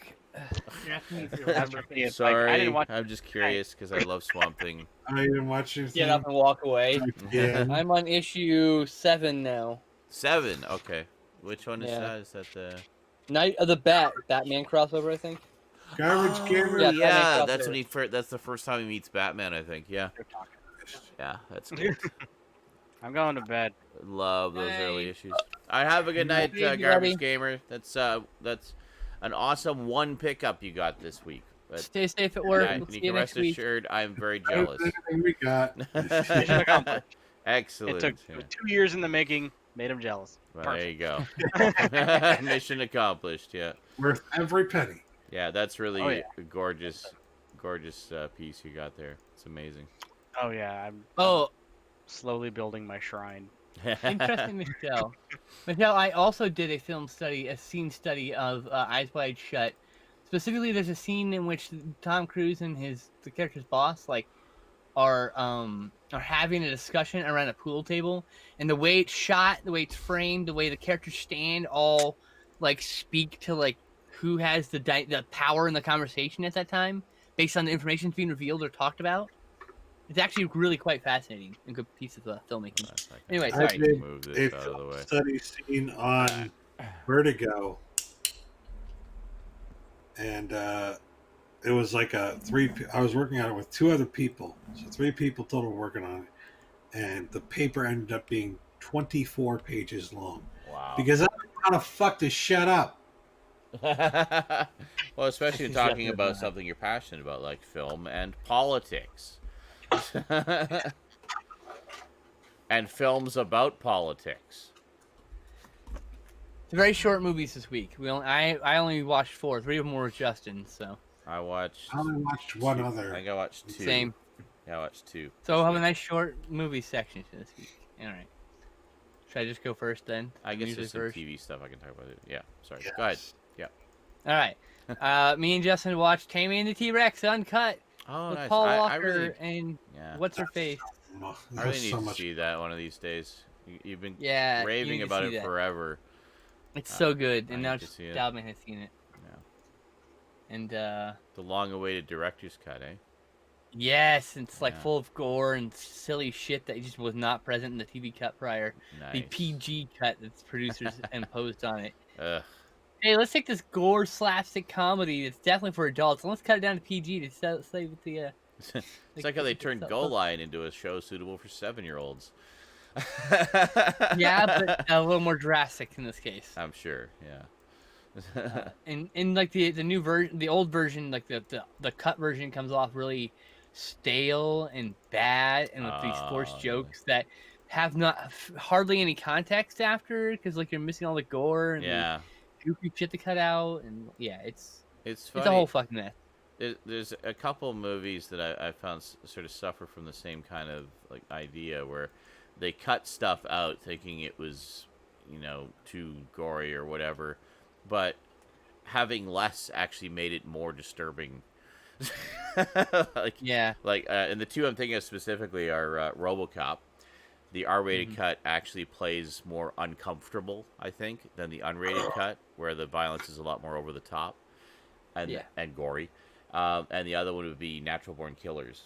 Same thing, where the MPA made him cut a bunch of stuff, and it changed the energy of the film, so it no longer was over the top and cartoonish. It just became Grim. grim, yeah, and disturbing and upsetting. I remember seeing Yeah. that cut and thinking it was just like, why was this? I don't understand who would watch this. It's weird and grim and But dark. you've seen the director's cut, right? But Yeah, okay, of course. yeah, and it's You're a feeling whole. about that Blu-ray. It's like a whole different energy level, and suddenly it's like, Yeah. oh, I get it's a satire. Like The only mistake it makes is not including the Barbarian Brothers scene. I love that scene, and I know. It's the only crime it commits. he said that it was. Yeah, he gave some reasons as to why it wasn't included, but it was like, I don't give a fuck. yeah, but it was fun and it was silly and it was The right, Barbarian Brothers. and it was right in tune with the tone of everything else in the frickin' movie. I mean, they showed Mallory's abusive childhood as a frickin' sitcom. Like, come on. I know, How would the right? Barbarian Brothers not fit in with that lunacy?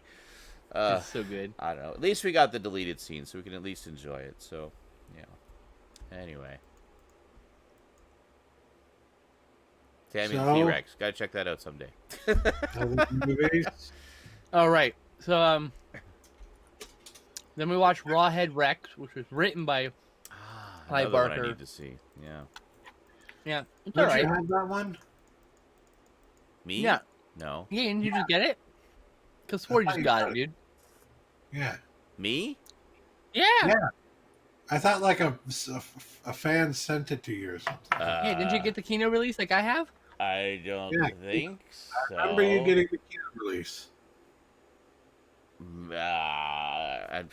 Okay. Nah, Wait, nah, That's why you nah. need database. Let me check some of my recent. I haven't put everything away, so let me just take a quick peek here.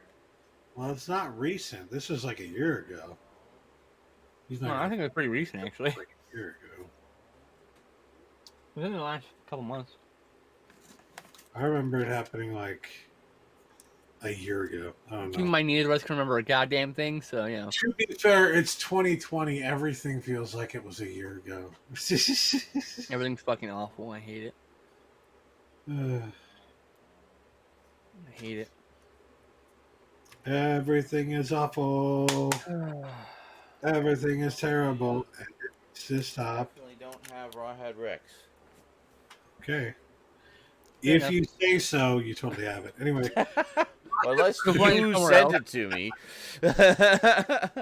or find the package opening where I got it, because I've clearly, forgotten I something. bet you if somebody goes to Sean's channel and searches Rawhead Rex, Well, I wouldn't have it in the tags. I keep package opening stuff out of the tags as a surprise. Damn it. You gotta watch the video to find out. YouTube search is trash now anyway. It wouldn't even find the tag. Very true. Yeah, You're Rawhead right. Rex is about this demon that gets brought to our world. Or summoned, that's what I'm looking for. And then he comes on a priest and kills some people. It's pretty fucking wild, actually. He comes on a priest. Yep. It looks like pee. Literally. It looks like pee, but that's just a lot of cum. It's a Demon fertility jizz. demon. So It happens at a point in the movie where you've already kind of learned everything more or less that you need to know about this. Okay. yeah, So it's not a total surprise. No, enough to know, like, yeah, okay. It's a not- fertility demon it's not or out of god. nowhere. Oh, okay. So- Okay. That's why it comes all over the fucking priest in the graveyard. Pretty, Just fucking constantly iconic jizzing scene. over everything. it comes out like a fucking fire hose too. Like, you're like, oh, So, what I found about it was like, it Wow. wasn't shot particularly terribly.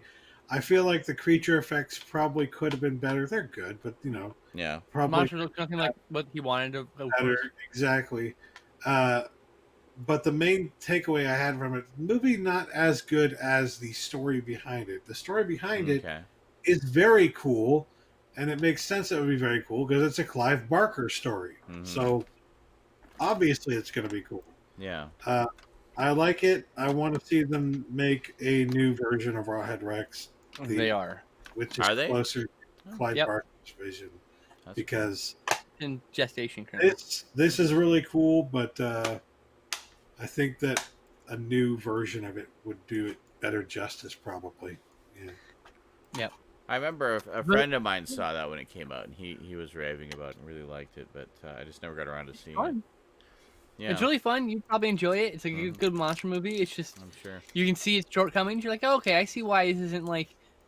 This is why this is a cult classic and not like a revered classic. You know, Yeah. like it's not highly regarded. It's just, oh, okay, I get it. It's got a Mhm. fandom. It's got a really strong fandom, but Yeah. it's got a fandom. And then we watched the soul-shattering Good Time from 2017, Oh, which is almost like a precursor to Uncut Gems. I really need It's to pretty see much that set in one. the same Yeah. fucking world of desperate people, and it's just like, yeah, it's all full of heartbreak. And Fantastic. me being the sensitive being that I am, I cried a lot, and it was upsetting, and it was just Oh, that sounds lots of wonderful. I have to PTSD see that. flashbacks. And Yeah. like a lot of the characters that populate these two movies are basically people I grew up with, and not the good people you want to remember. Mm, yeah. A lot of bad, painful memories. Yes. A lot of not There's great no memories. good Understandable. people in these movies.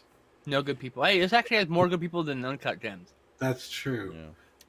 What? Well, some movies are like that. I mean, of course, the ever popular Requiem for a Dream is kind of like that, where like everybody, some of them have potential to be good people, or are good people that get corrupted, or they're just not good people. It's an Yep. emotional. Why is there peanut butter Very all good over movie. my cord? And how long has it been there? When did I last eat peanut butter? Like, You just Oh, talked God. about something completely else. Why is there peanut butter all over my cord? oh, it was during Dark Shadows. I must have brushed it against the cord or something. I don't know. I was having crackers and peanut butter. And then I watched my friend Angie Mosquito from 1994, which is Ah. famous for Gunnar Hansen fighting a giant mosquito with a chainsaw. Nice. Sounds amazing. I'm playing the best fucking character in the movie, I gotta say. I'm sure. Well, he's Gunnar Hansen. He's a complete asshole. Excellent. It was great. Really good movie. Toxic waste makes this radiation spill makes these giant insects. And start killing people. The effects are really good, and it's a siege film for the last third of the movie. It's pretty fun. Oh. I enjoyed it. I love siege films. I love siege stories generally. Like, Good movies with good company, and we're watching. I'm showing her Near Dark, which she's never seen. I need to see that again. I haven't seen that probably since it was new-ish. Wow, But, I saw it 2 years ago. Yeah, I have What, the. didn't you? You didn't see it when you went to hold the buckle with the DVD and shit? I didn't. Funny enough, yeah. Oh my god! It's like, oh, good, I've got the correct one now. Cool. I will watch on it this show one for day. 5 more years. It's really fucking good. It's one of my Oh, favorite I vampire know. movies. I know it's great, and it's So one that good. I've been wanting to rewatch and reevaluate because I think back when I originally saw it, I wasn't. You'll find this shocking, but I wasn't Oh, really. shock. I wasn't really into vampires that much. I was more into monsters, What? and Well, like, I get it. Monsters rule. yeah, monsters are awesome. But, uh, as I grew older, I started to find the character of vampires and Dracula and all that stuff more interesting. Yeah, but in different ways. I still love monsters. I always will. Um, but there was just something that appealed about them that appealed to me later. So Near Dark is one of those sort of big notable movies of the vampire genre that I've been wanting to revisit for a very long time, and I just haven't got I around wish to that it would yet. get a good release. Jesus. It got a Blu-ray, but it was like DNR'd to shit because it was a DVD master. And it we had- were talking about earlier, actually. And it had like a freaking Twilight-ized cover instead of the actual Oh, like the movie cover poster. remember I remember Yeah. that, yeah. So for all of those reasons, I'm quite content to stick with the DVD, the lovely 2-disc deluxe DVD release I have right now. And It's lovely. it's, Anyway, it's like a fucking Dawn of the Dead. Just keep waiting and waiting for a comparable Blu-ray. But I know. I was anyways. talking with her earlier today. Like, hey, what are we watching tomorrow? Assuming we're watching a movie tomorrow. Plans might fall through, she said. So we'll see. Fair enough. But yeah, this is the third movie I've watched with her, so it happens. But like, I was looking through her list because she sent me her whole list. She accidentally sent me her whole list, including everything she watched. It was like 400 movies. I was like, oh god. And you read all and of them, so- didn't you? Of course. Of course. Which ones did she like? Which ones Well, she yeah. didn't like? And Yeah.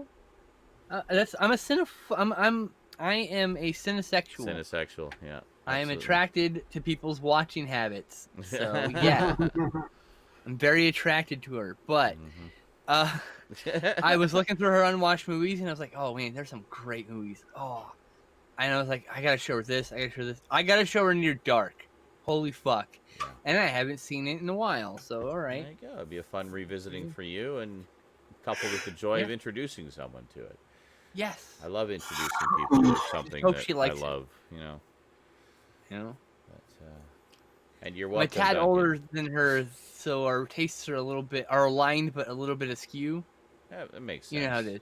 Yeah, When you're like 10 years older than someone, you're like, yeah. There's variance, but I mean, Yeah. I always look at that as. Talking about like movies that she saw, and I was like, I saw that in theater when you were like 3. I know, but I mean, I look at that also as an opportunity, whereas they can introduce you to movies you might have overlooked because of the, it just Exactly. as an Oh, I older have- person, I have a whole- something you might not have noticed, and vice versa. Oh, They fun. just, older The movies important that thing they is might I have have fun overlooked. chatting with her. So yeah, That's the important thing. Have fun chatting with her. We have a good time.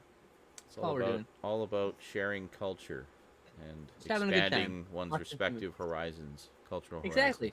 horizons. I love that. And she's like this really amazing artist. So she like has this whole other perspective. Like that. That's one of the can't big even joys imagine. for me of introducing Rosie to a lot of movies that were influential to me and stuff, and that knowing her, I know she would dig.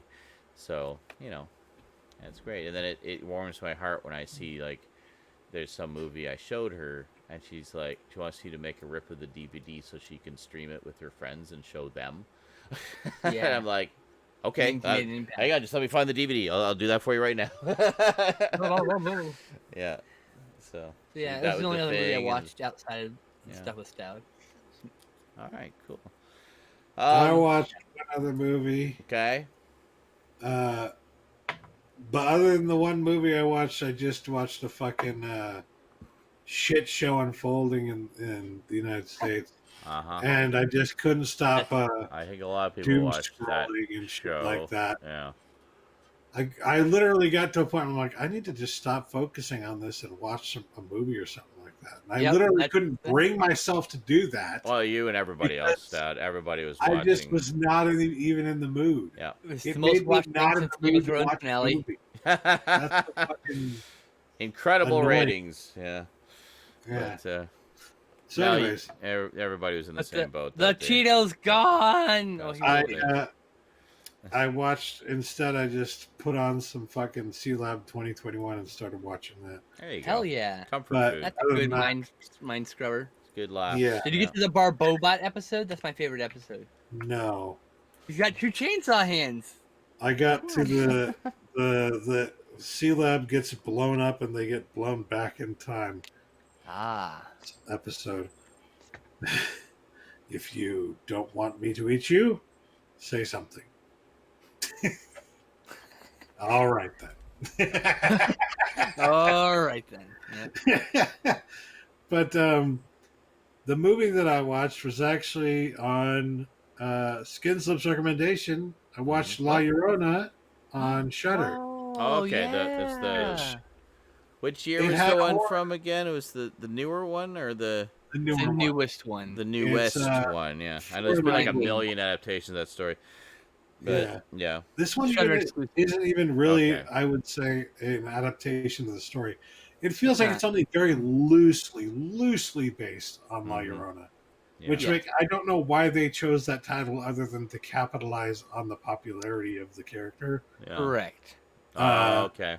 But Yeah. the movie itself is actually very good, and again, it only really has a few horror elements to it, but Right? everything That's what I was saying. Oh. so Interesting. fucking good. It's a great dramatic film. Hmm. In fact, there was a moment where I was like, "Are they referencing the movie Frogs here?" Yes. Interesting. And they're also referencing American politics with the whole war crimes thing. Oh Yeah. yes, of course. Like, It's not just American politics. I know, but like that's the thing. Is Yeah. like I knew you'd love this movie because it's a political edge to it. You know. Yeah. Of course. It's Which is really good. quite good. Yeah. Uh, A lot of people are gonna call it not horror, and those people are wrong, but that's okay. They're allowed to their opinion. I enjoyed it. I feel like it has more of a war film aspect to it than a horror aspect to it. Yeah.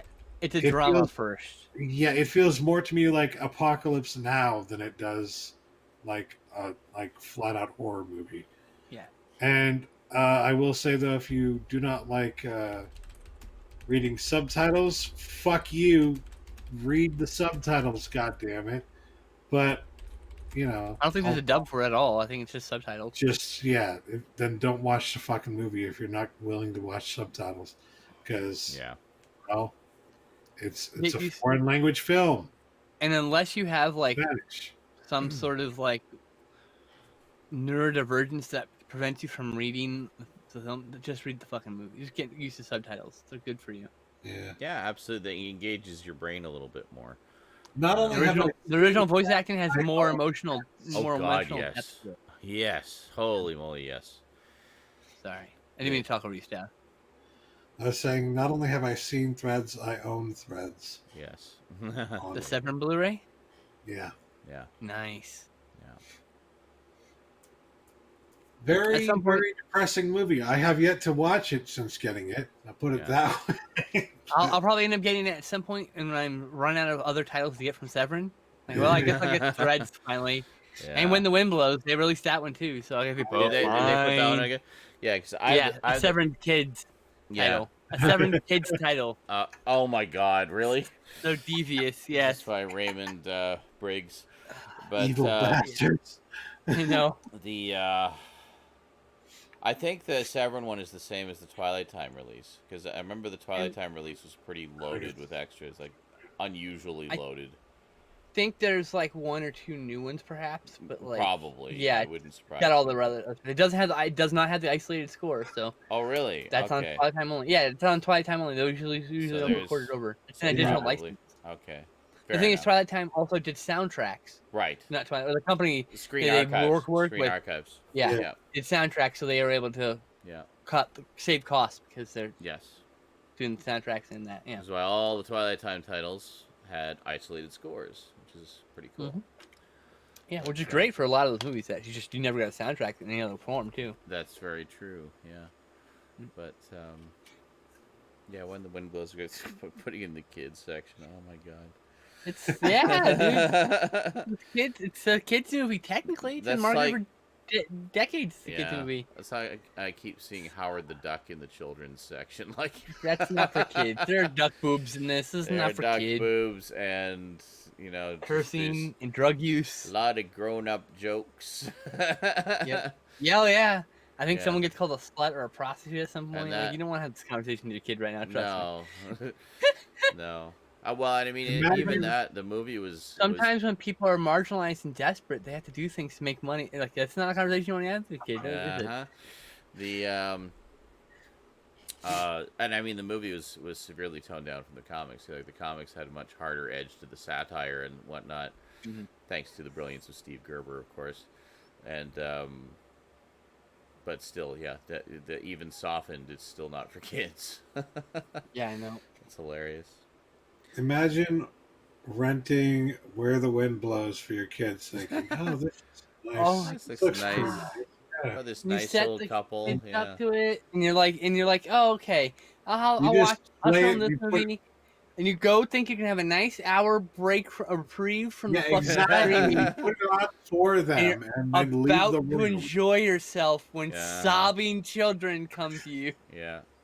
Or just stunned silent children. Just for the With that for the next week or vacant- two, they're with that- silent and they're fucking drawn back. Well, and yeah, they're it's depressed. with that vacant expression on the face that says this person has just seen some shit. They go- Wow. This child has some trauma to work through now. Yes. It goes Why from did you them show me that every movie? time you ask them to eat their vegetables, they whine and complain about it. It goes from that to, okay, I guess I'll eat them. Yeah. Quiet compliance. Yeah. Okay. It's a beautiful movie, but I don't think I want to show it to It kids. is. Yeah. Maybe when they're a little older. But Watership Down. I think the kids will really like this one. Oh, God. I watched that as a kid. Hey, Felix the cat. Kids will love this. Felix. Okay. Oh, you mean I Fritz? watched Fritz the Felix. cat. Fritz, sorry. Yeah. Fritz the cat. Sorry. Felix the Fritz, cat is sorry. okay. That's the old. just one. crossed fucking wires, my I bad. know. Felix the cat It's is- a common Kids will love mistake. this. It's a common mistake. Oh, heavy metal. This sounds like a cool cartoon for the kids. Heavy metal. Oh yeah, it has a Oh, cool. yeah. There's only someone getting head in the back of a cab, Texas cab. There's lots of bird. sex and nudity. Yeah. Gore everywhere. Yeah, you I know. know. Boobs and gore everywhere in that movie. Yeah. I love I it. do recall the Felix the Cat But, movie being quite trippy, like going on a fucking trip, like Oh yeah, that is also trippy. Yeah. Okay, Felix Felix the cat. is. If you watch any of the old Felix the Cat cartoons, like from the late 20s, early 30s, they are trippy as hell. They've always been that way, and Yep. yeah. Is that it? So I'm for- glad you liked La Llorona, by the way. I'm glad you liked it because I was hoping Yeah. you would. That was it. That was all he had. That was it. Okay. Yep. Was that for you, Stoud? Yep, that's it. Okay. So for me, I watched a couple movies this week. I'll just quickly go through the non-movies I watched. Of course, we watched another batch of Dark Shadows on Thursday. We're up to episode 75 now. We're actually just motoring through quite at a pretty good clip.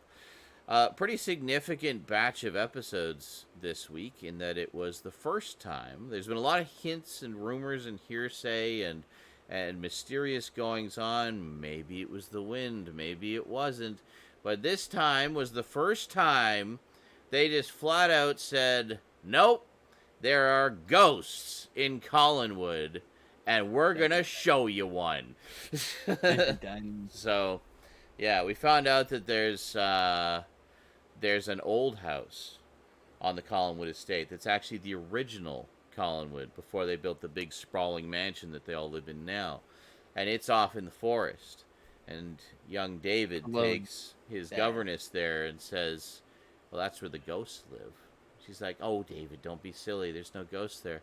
I mentioned this on SNI a while back when I was watching them. Well, we finally got up to this episode. Anyway, long and the short of it, they finally got to showing actual ghosts in it and saying conclusively, like, yes, no more rumors, hearsay, no more dancing around the issue. There are 100% ghosts here. So you actually got to see one of the ghosts of Collinwood fully manifest, fully corporeal form for the first time. So it's like a big turning point for the series. Apparently it was kind of flagging in the ratings a little bit. And they thought, well, let's just try showing a ghost. We'll see what happens instead of just sort of pussyfooting around. So they did, and the ratings did a little spike when they did that. And it was like, well, that was interesting. Maybe we should have more ghosts? And they just kind of started upping the supernatural aspect more and more and more until it became a flat-out gothic horror soap opera with everything under the sun. But that's where it started. So we're at that point where we hit that turning point, and sends things catapulting off in this different direction, which is pretty wild ride. But anyway, it was great to finally get to that point and to see everybody losing their shit. Like, oh my god, an actual ghost! Finally, been leading up to this. So it was like, if you don't want to go through the whole damn story just to get to that point, you just want to see that particular episode. They didn't dig too deep into the ongoing storylines at the time. They just kind of focused on the ghost part of it, honestly. It was a Friday episode. And there was a little bit of stuff about some of the ongoing plots, but most of it was focused more on David and the governess going to maybe see this ghost. And it's episode 70 of Dark Shadows: The Beginning. So you just want to see that one episode and just sort of see the big moment, the big turning point. That's the one you want to watch, is episode 70 of Dark Shadows: The Beginning. And then, there you go. So, what else did I watch?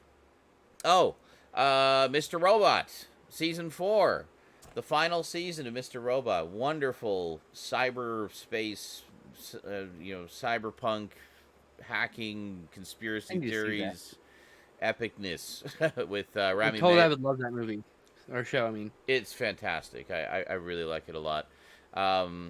Wonderful drama, amazing performances, so brilliantly written, just keeps you guessing, on your toes the whole way through.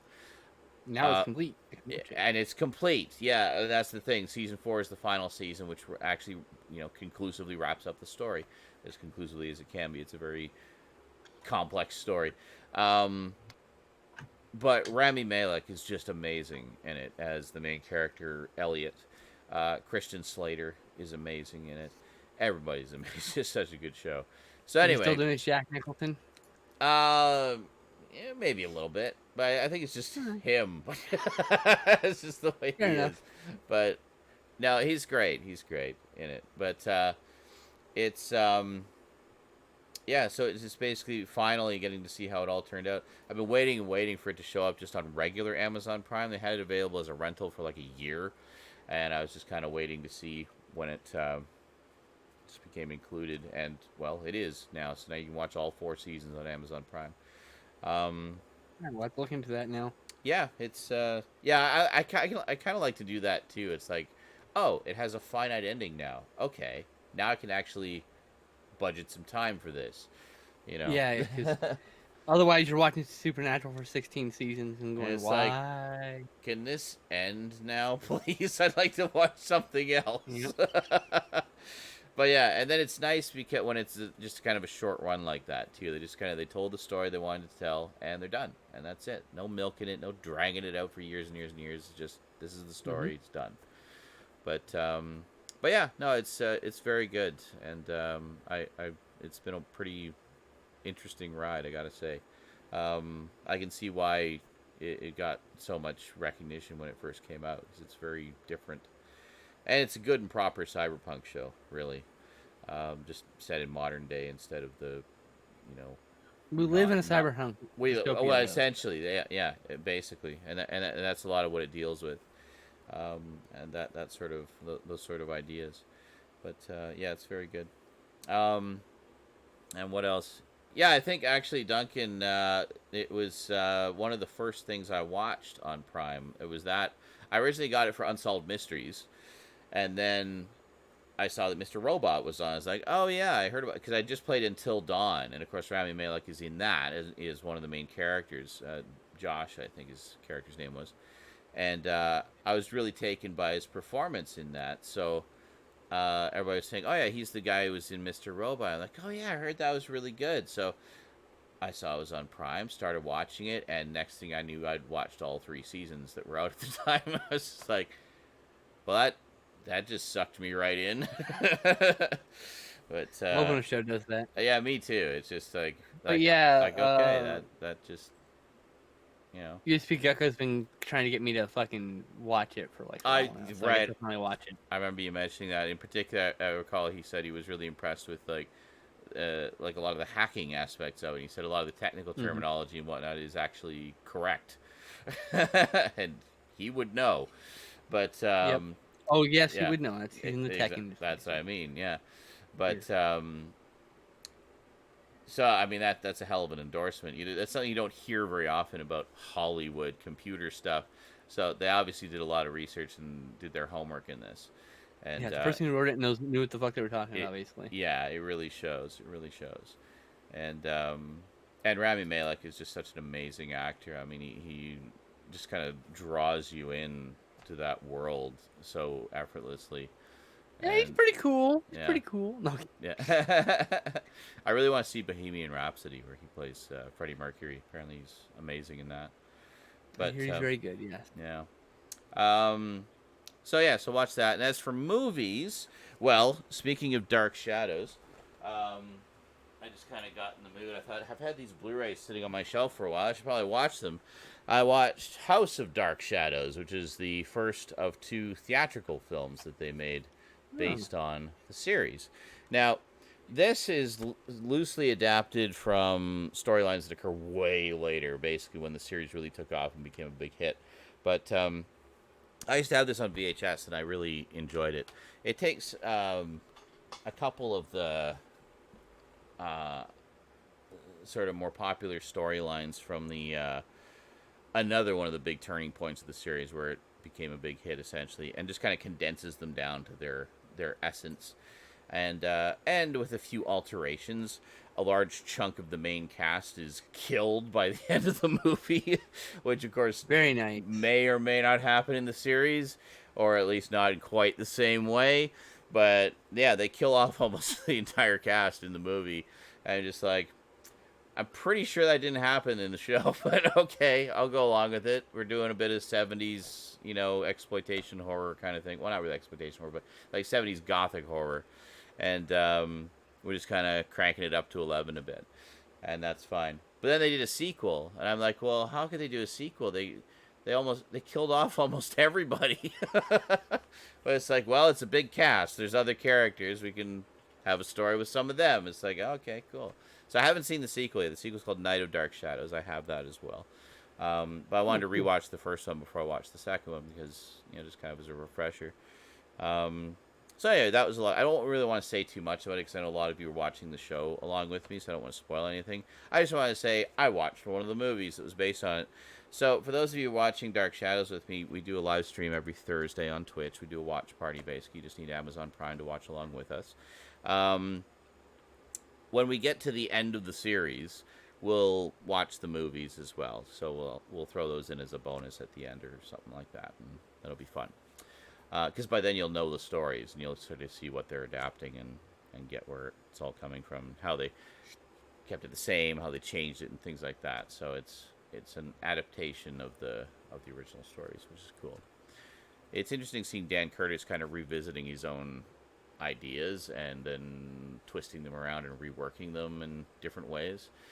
They did that again in 1990 when they did the Revival series, which ran for 12 episodes, but it was hour-long episodes instead. And they revisited a lot of the popular storylines from the original series, but did them in, slightly more updated versions. And condensed as well, not dragging out for 200 episodes. Instead, it's like, we'll do 6 episodes and just kind of stick Where's to Bill Malloy for 14 episodes? Where's Bill Malloy? Where's Bill Malloy? Yeah, I know. Should have listened to Bill. Should have listened to Bill. They should have. What you get when you don't listen to Bill Malloy. Now nobody will listen to Bill. Yeah. But that's why they're all gonna die. all of them, horribly and screamingly. They'll deserve it too. That's right. But Bill Malloy said so. Because Bill Malloy said so. So, So anyway, it was fun to revisit that one again. I hadn't seen it for quite some time, but I always really enjoyed that movie. I forgot just how like genuinely well done it is. Like Dan Curtis was actually quite a good director, and could really, you know, focus on the drama or the horror depending what is required of a scene, and he does it very well. But I was certainly impressed with Dracula. yeah, well, this has the Like, same kind of vibe. This was on. Watching that with you, I was like, damn, this might just be my new favorite version of Dracula. It's good. Whoa. It's really good. I don't know if it's better than Angelo Dracula. That's all Well, I'm saying. yeah. I mean, there's It a is lot. really good. I there remember is a enjoying lot of that good one. Draculas. That's the one to watch. Well, I mean, the thing is, Jack Palance was just a freaking force of nature as Dracula. I mean, Yes. he was amazing. Very charismatic too. Oh, very charismatic and very, scary. Mhm. He had a real presence of, wow, this is a powerful being that how can you stand against this person, against this creature, Just you can't. So it's no wonder that Gene Colan took him as well, Jack Palance as his inspiration. Funny enough, several years before that version of Dracula came out, and then I'm still not convinced that the comics didn't get him the job. Because that's, come on. That's too much of a coincidence. Actually, I don't think it was even that many years apart. Maybe a year, maybe 2 years. I think it was 2 years. Telling So you. yeah, it was right around the same time. I mean, I think Jack Palance was kind of superstar at the time as well, so he was very much in the public consciousness. But yeah. So anyway, good times. Love Dan Curtis's stuff, and looking forward to exploring more that I haven't seen before. And the other thing I watched was just random selection cruising around. I think it was on Netflix, and I was wondering what Amityville movies do they have that I don't have on God. Blu-ray. And well, they do have the Amityville Curse, which is I think the 6th one, which is the one Yeah, that we saw isn't. that.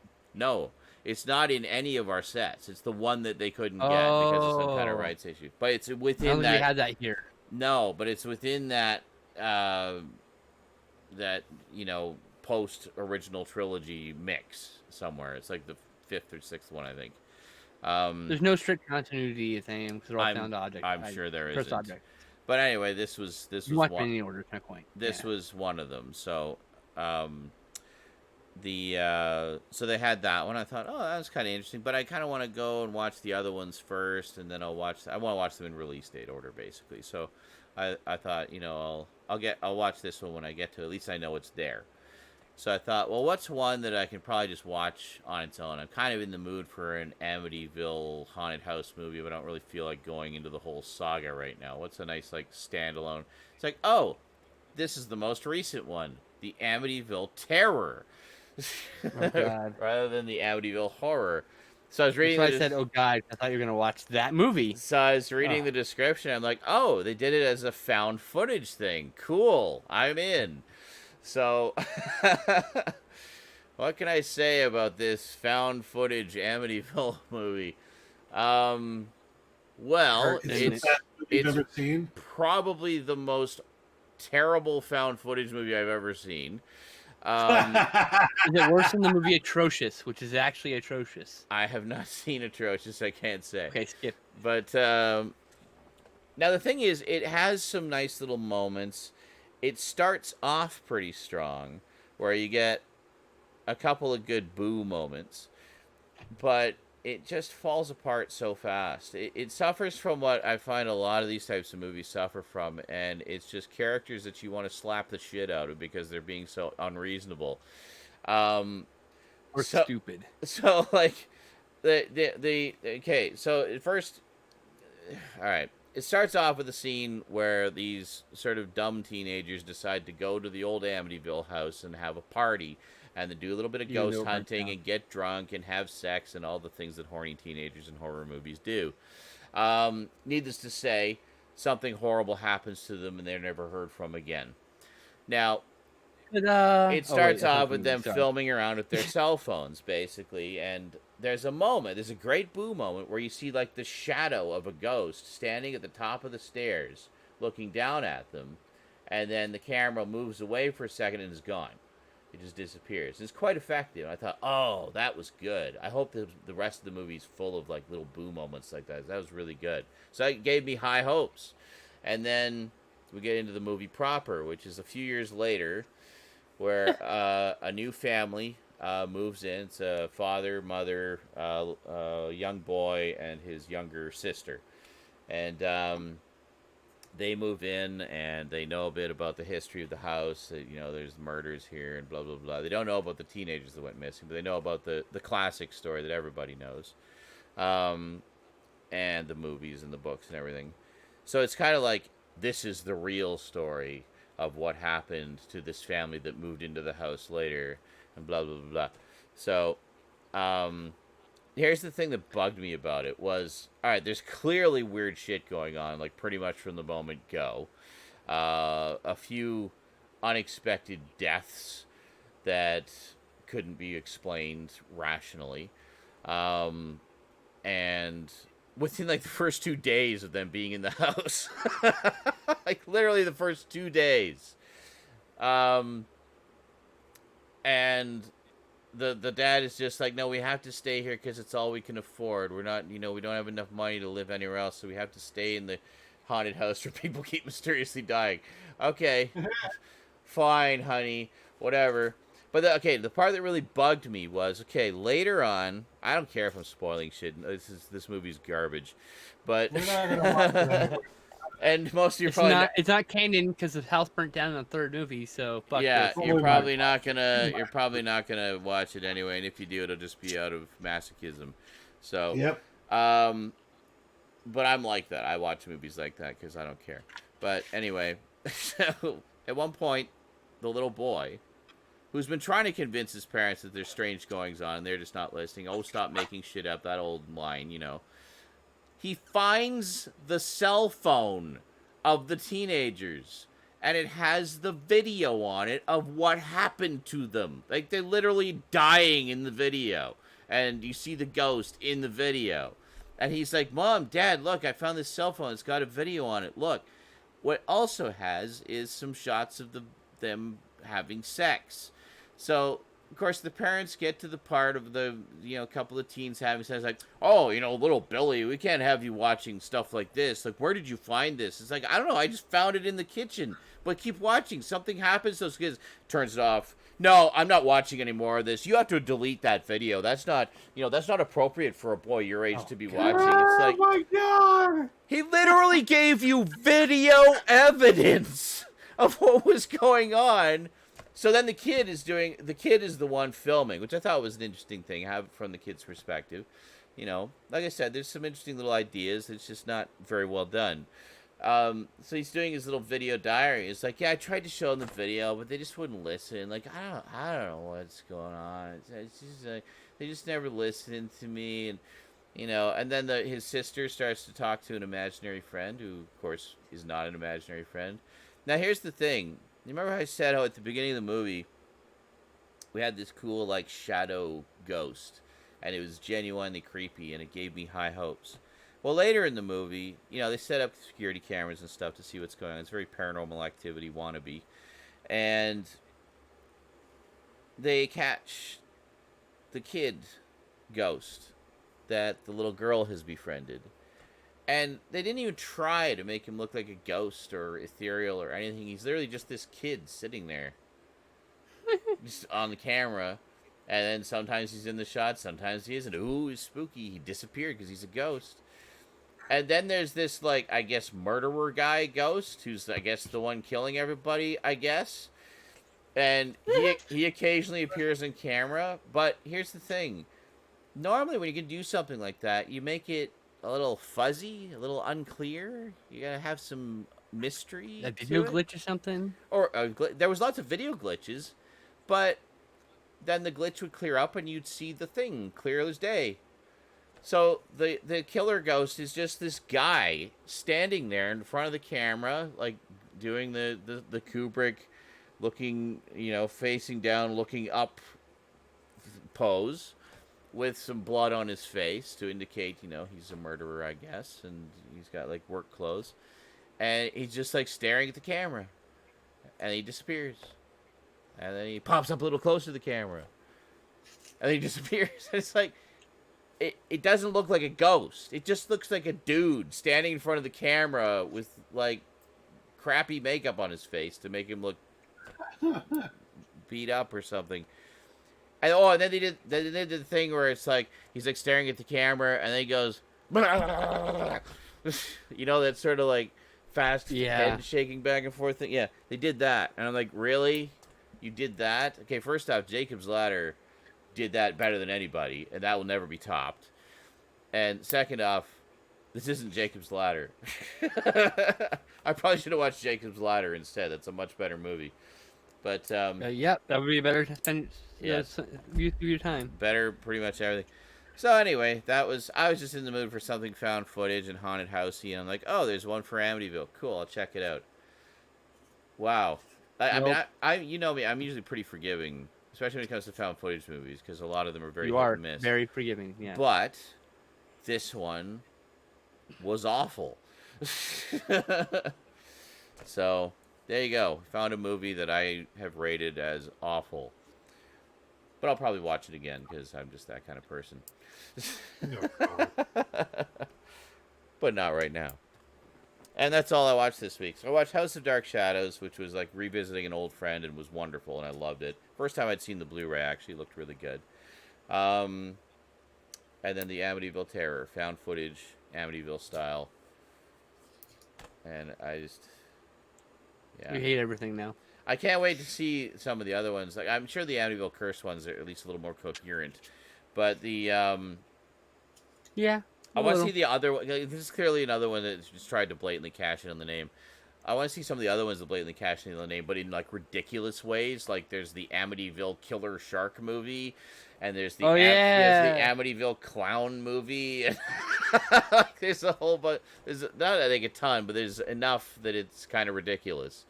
So, yeah, I look forward to checking those out. All right. I'm just eating Andy's mints. Excellent. A regular length episode of SNI. What do you know? I know. I don't know. I mean, last week this was like the halfway point. Yeah.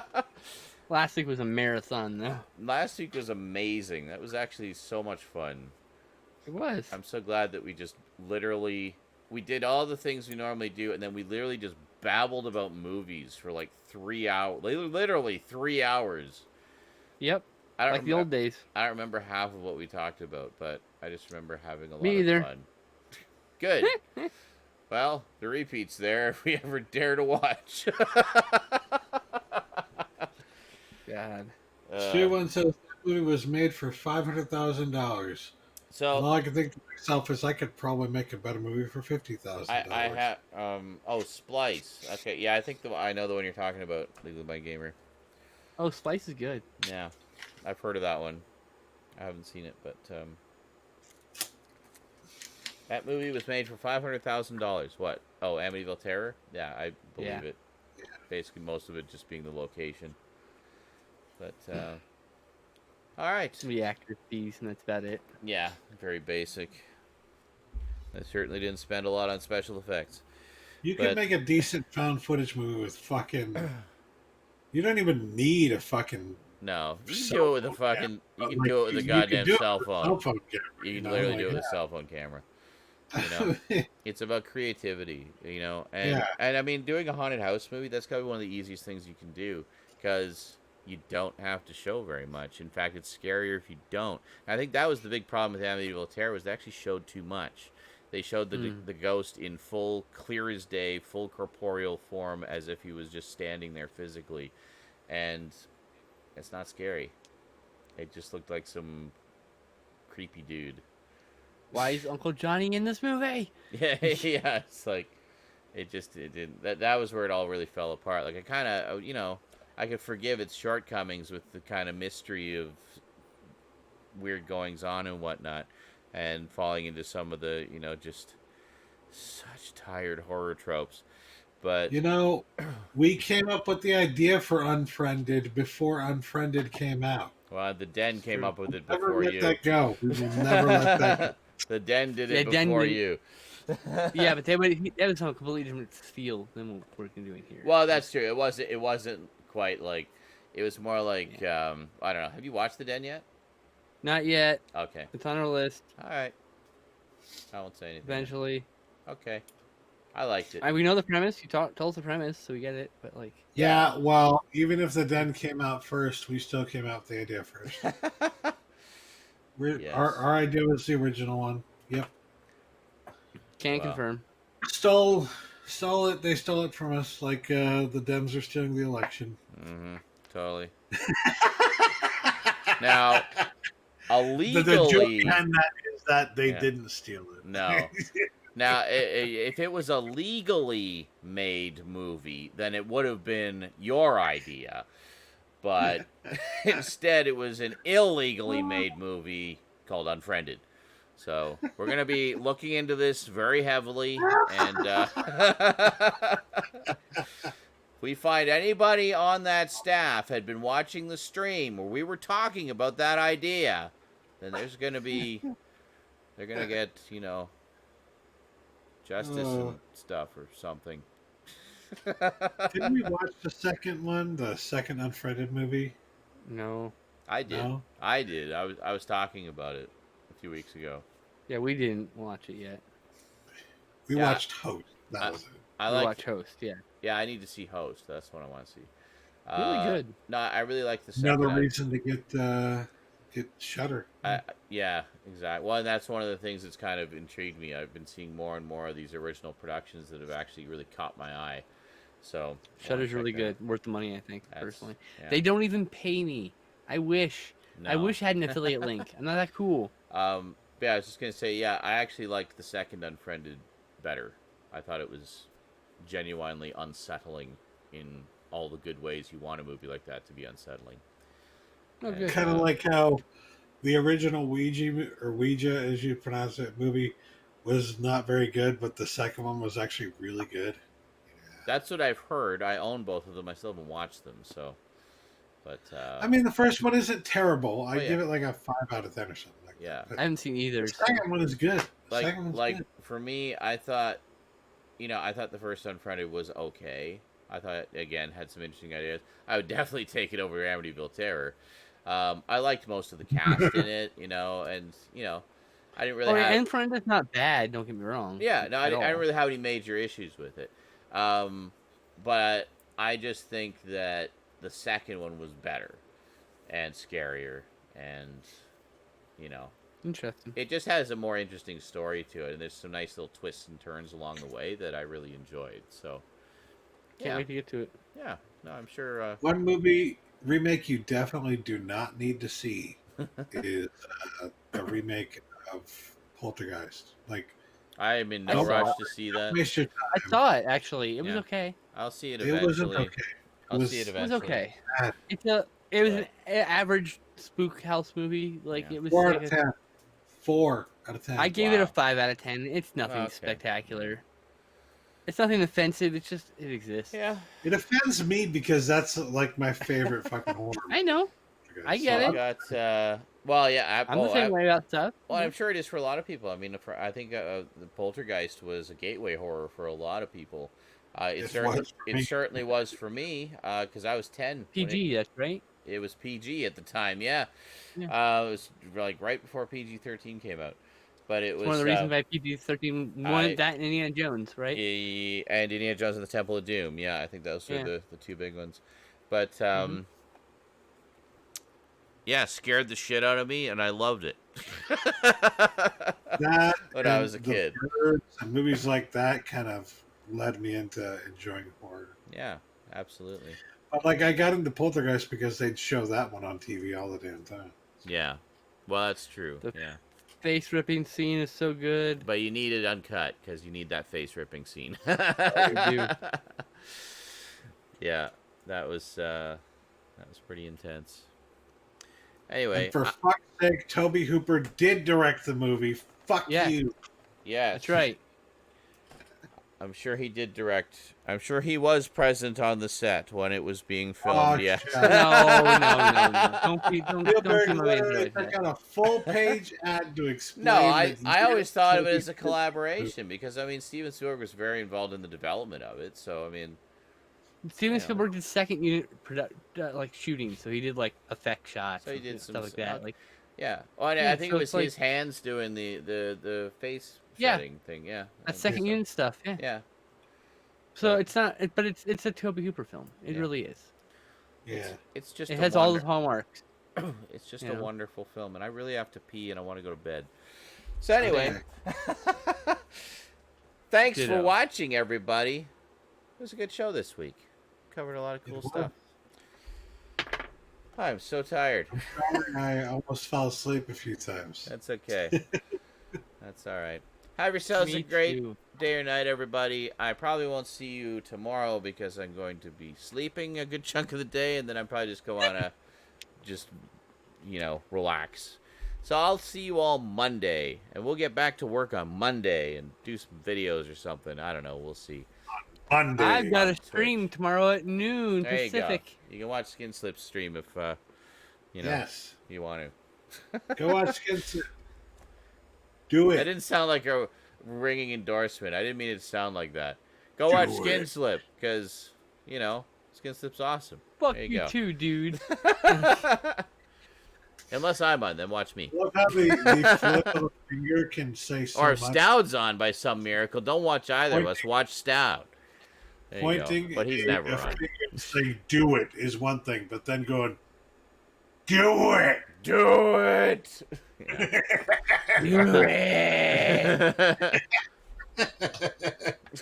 I don't know what we're doing. Anyway, Like it means nothing. have a great night, everybody, and a great week, and we will see you next time. Till then, thanks for watching, thanks for chatting, and sayonara.